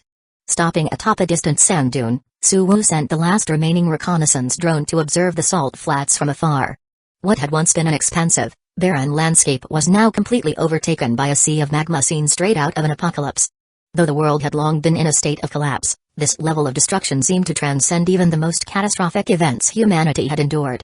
In comparison, the extreme heat and radiation that once threatened all life on Earth now seemed as benign as a gentle breeze. The former still offered a slim chance of survival, but the latter represented pure despair and annihilation no living creature could escape. Quietly, Suwoo directed the drone to record the transformation of the salt flats. A sense of inevitability stirred in his heart. This was not the end, only the beginning. One day, he feared, his own shelter might face a similar invasion of magma. When that time came, how would he defend against it? After lingering near the salt flats for over an hour and confirming that the magma was no longer spreading, Suwoo set the base vehicle on the return journey. With the vehicle in autopilot mode, Suwoo took the opportunity to check his mission status. The border exploration mission was marked as completed, with a total time clocked at 11 days and 17 hours. This meant it had taken Suwoo just under 12 days to finish the task, a relatively efficient performance. Still, he couldn't ignore the peril he faced toward the mission's end. That was cutting it way too close, Suwoo muttered, shaking his head. It seems the system isn't omniscient. I'll need to be more cautious about trusting the time limits it sets. On his way back, Suwoo made another stop at the microlite plains. With the mission complete, there was no urgent need to rush. Additionally, the escape from the salt flats had consumed an excessive amount of energy. Out of caution, Suwoo decided to recharge the base vehicle's power reserves before continuing his journey. This time, Suwoo was greeted by Baravat, the leader of the Leket tribe, which comprised more than half of the microlite plains population. You need power? Baravat asked. That's not a problem. We have plenty of oil and natural gas here. Unfortunately, the earthquake a while back collapsed our largest power plant inside the shelter. It hasn't been fully restored yet. If you need a large amount of power, it may take some time. Baravat expressed his gratitude to Suwu for the valuable information he had brought about the salt flats. Though the area was harsh and desolate, it was dangerously close to the microlite plains. Any significant changes there could have devastating consequences for the nearby settlements. Without Suwu's warning, they might have been caught completely off guard. Has the equipment from your power plant not been excavated yet? Suwu asked curiously. Nearly a month had passed since the earthquake. Even the most sluggish construction crew should have been able to recover such a critical facility by now. The equipment's been recovered, Baravat sighed, but we don't have anyone here who knows how to repair those massive generators. On top of that, some of the broken components don't have any replacements available. Baravat's frustration was evident. Though the microlite plains boasted abundant resources and a relatively stable environment, their industrial capabilities were severely lacking. Among their millions of residents, not one qualified repair engineer could be found. If this situation persisted, the plains would gradually lose the ability to use modern equipment altogether, regressing into a primitive society. And in a worsening apocalypse, such a primitive community would struggle to survive. If it's just repairs, I can help, Suwu offered. What seemed an insurmountable challenge for the microlite plains was a trivial task for him.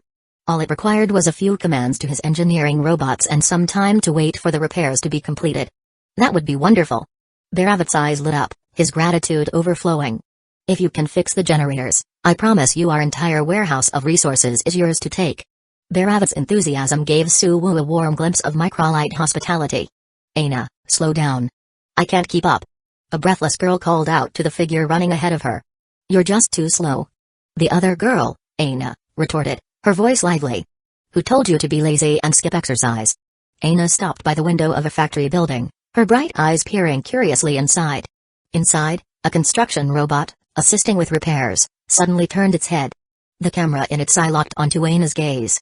Startled, Aina let out a small yelp and crouched below the window, hiding herself. Moments later, her companion finally caught up, taking her place by the window. What are you looking at, Aina? You idiot. Aina hissed in frustration. Inside the factory, Baravat chuckled at the small commotion outside. Apologies, he said to Suwu. My daughter heard about an outsider repairing the power plant and insisted on coming to see. No problem, Suwu replied casually. The energetic girl caught his attention. Your daughter's name is Aina? She's a lively one, Suwu remarked thoughtfully. I think she'd get along well with a friend of mine. In that case, Baravat said with a smile, I'll give you her satellite network ID later. Feel free to stay in touch after you leave. Aina loves meeting new people. Baravat saw no harm in letting his daughter interact with Suwu. As someone capable of navigating the apocalypse with a base vehicle and robots, Suwu clearly held a significant position in a powerful shelter. Building rapport with such an individual could prove invaluable in the future. Chapter 146, Current State of Jiang City. The next day, while the base vehicle was recharging to full capacity, the sky above the microlite plains was quietly gathering thick, dark clouds. These weren't the polluted smog clouds made of ash and dust from burning forests or oil fields.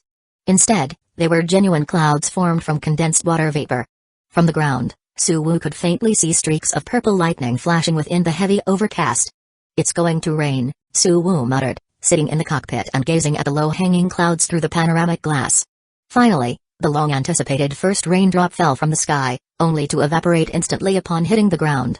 Soon, more raindrops followed, colliding with the ground, evaporating, and creating a loud hissing sound. A thick mist began to form, veiling the landscape. The temperature outside the base vehicle began to plummet from 62 degrees to below 40 in an instant, and then slowly edging toward 30 degrees. The oppressive heat that had gripped the microlite plains was finally broken. On August 14th, the rain that began in the microlite plains followed the base vehicle's path, stretching all the way to where Changzhou City lay. As a result, when Suwu returned to Jiang City, its temperature had dropped to around 60 degrees and was still steadily decreasing. Welcome back. In the underground second level of the farmhouse courtyard, the Chenxin sisters prepared a warm lunch to celebrate Suwu's return. Later, Chenxin accompanied Suwu to the control center to brief him on the recent state of Jiang City. You're saying that the officials issued a rectification notice yesterday, demanding we shut down all the online forums? The first piece of news Suwu heard wasn't a pleasant one.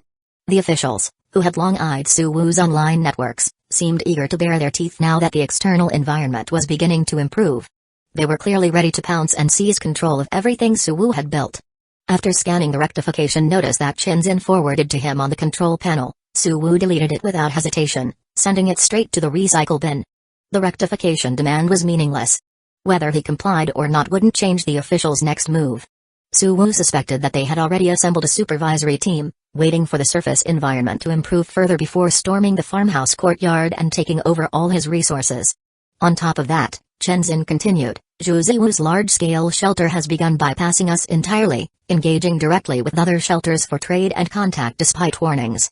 They've also strengthened control over their outposts, prohibiting residents from interacting with our representatives. Jinyuan's shelter has taken similar measures. Our outpost there is now completely sealed off by their security forces, unable to step outside. Shinzin's tone remained calm and gentle, showing no trace of panic.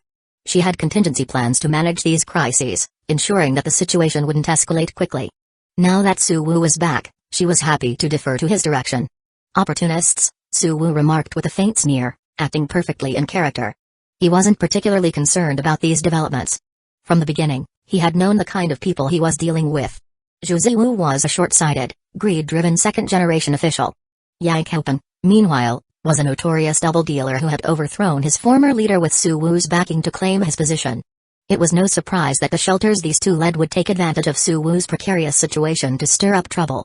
But eliminating these obstacles was a trivial matter for Suwu. The real challenge lay with the official shelter. Let's wait and see, Suwu decided. Even if the officials want to act, they won't move immediately.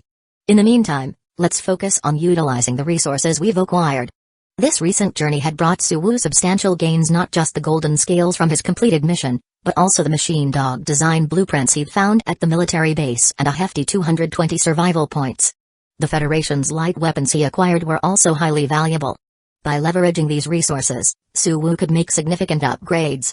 For instance, he could replace the base's current tracked vehicles in the ground combat unit with machine dog models. He could also equip these units with Federation standard assault rifles, which were lighter, more powerful, more accurate, and better suited to harsh environments than their current weapons. These enhancements would dramatically boost the base's combat capabilities. In addition to upgrading existing units, Suwu could expand the scale of the combat force using the rare resources he had hauled back from the microlite plains. With these materials, Suwu could increase the size of his combat units several times over in a short period. At that point, his forces would not only dominate among Jiang City's private shelters but might even rival an official regiment. Factoring in his micro-mesh and large-scale rockets, Suwu's power might still fall short of toppling Jiang City's official shelter outright. However, he could easily challenge their dominance, forcing them to step down from their lofty position. This, in essence, was Suwu's strategy, to demonstrate his ability to pose a significant threat, then gauge whether the city's officials had the resolve to risk everything for mutual destruction. Patience. Let's wait a bit longer. After reviewing the external challenges his shelter faced, Suwu turned to more positive updates. In his absence, the farmhouse courtyard's manufacturing hub, construction team, and small limestone mine had all continued to operate smoothly. Not only had the construction team completed the excavation of the underground 6th level, which had just begun when Suwu departed, but they had also nearly finished the 7th level. Suwu's timely return prevented the project from stalling due to the lack of survival point-enhanced structural reinforcements. The 6th and 7th levels impressive. Suwu felt a sense of satisfaction. Although only 2 levels had been added, each spanned 3,000 square meters, effectively doubling the shelter's size since Suwu had last been home. Chapter 147, Barracks and Processing Factory. The 6th level doesn't need major changes. We can refine the planned 4 functional areas, the livestock farm, multi-level parking garage, large equipment assembly center, and mechanical laboratory. Construction can proceed while in use. Excavating and reinforcing the vast underground space is only the first step. The subsequent interior work, including various installations and facilities, is a massive project. The 6th level, with its 12-meter ceiling and 3,000 square meters of space, could be considered a plaza, a residential area, or even a small underground city. Maximizing its potential requires an enormous investment of resources and time. However, given its size, there's no need to complete it all at once. Instead, Suwu decided to develop only a portion to meet immediate needs, leaving the rest for gradual expansion. This phased approach made daily workloads more manageable and minimized the need for a dedicated construction crew. A few construction robots, supported by their machine dog assistants, could handle the tasks during downtime, ensuring steady progress. The multi-level parking garage dominated the 6th level, occupying 2,000 square meters, 2/3 of the space.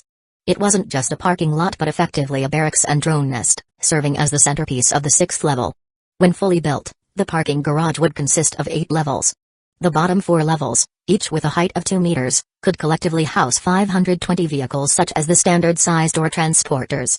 Larger spaces could be temporarily allocated for larger vehicles like battery transporters or cargo trucks.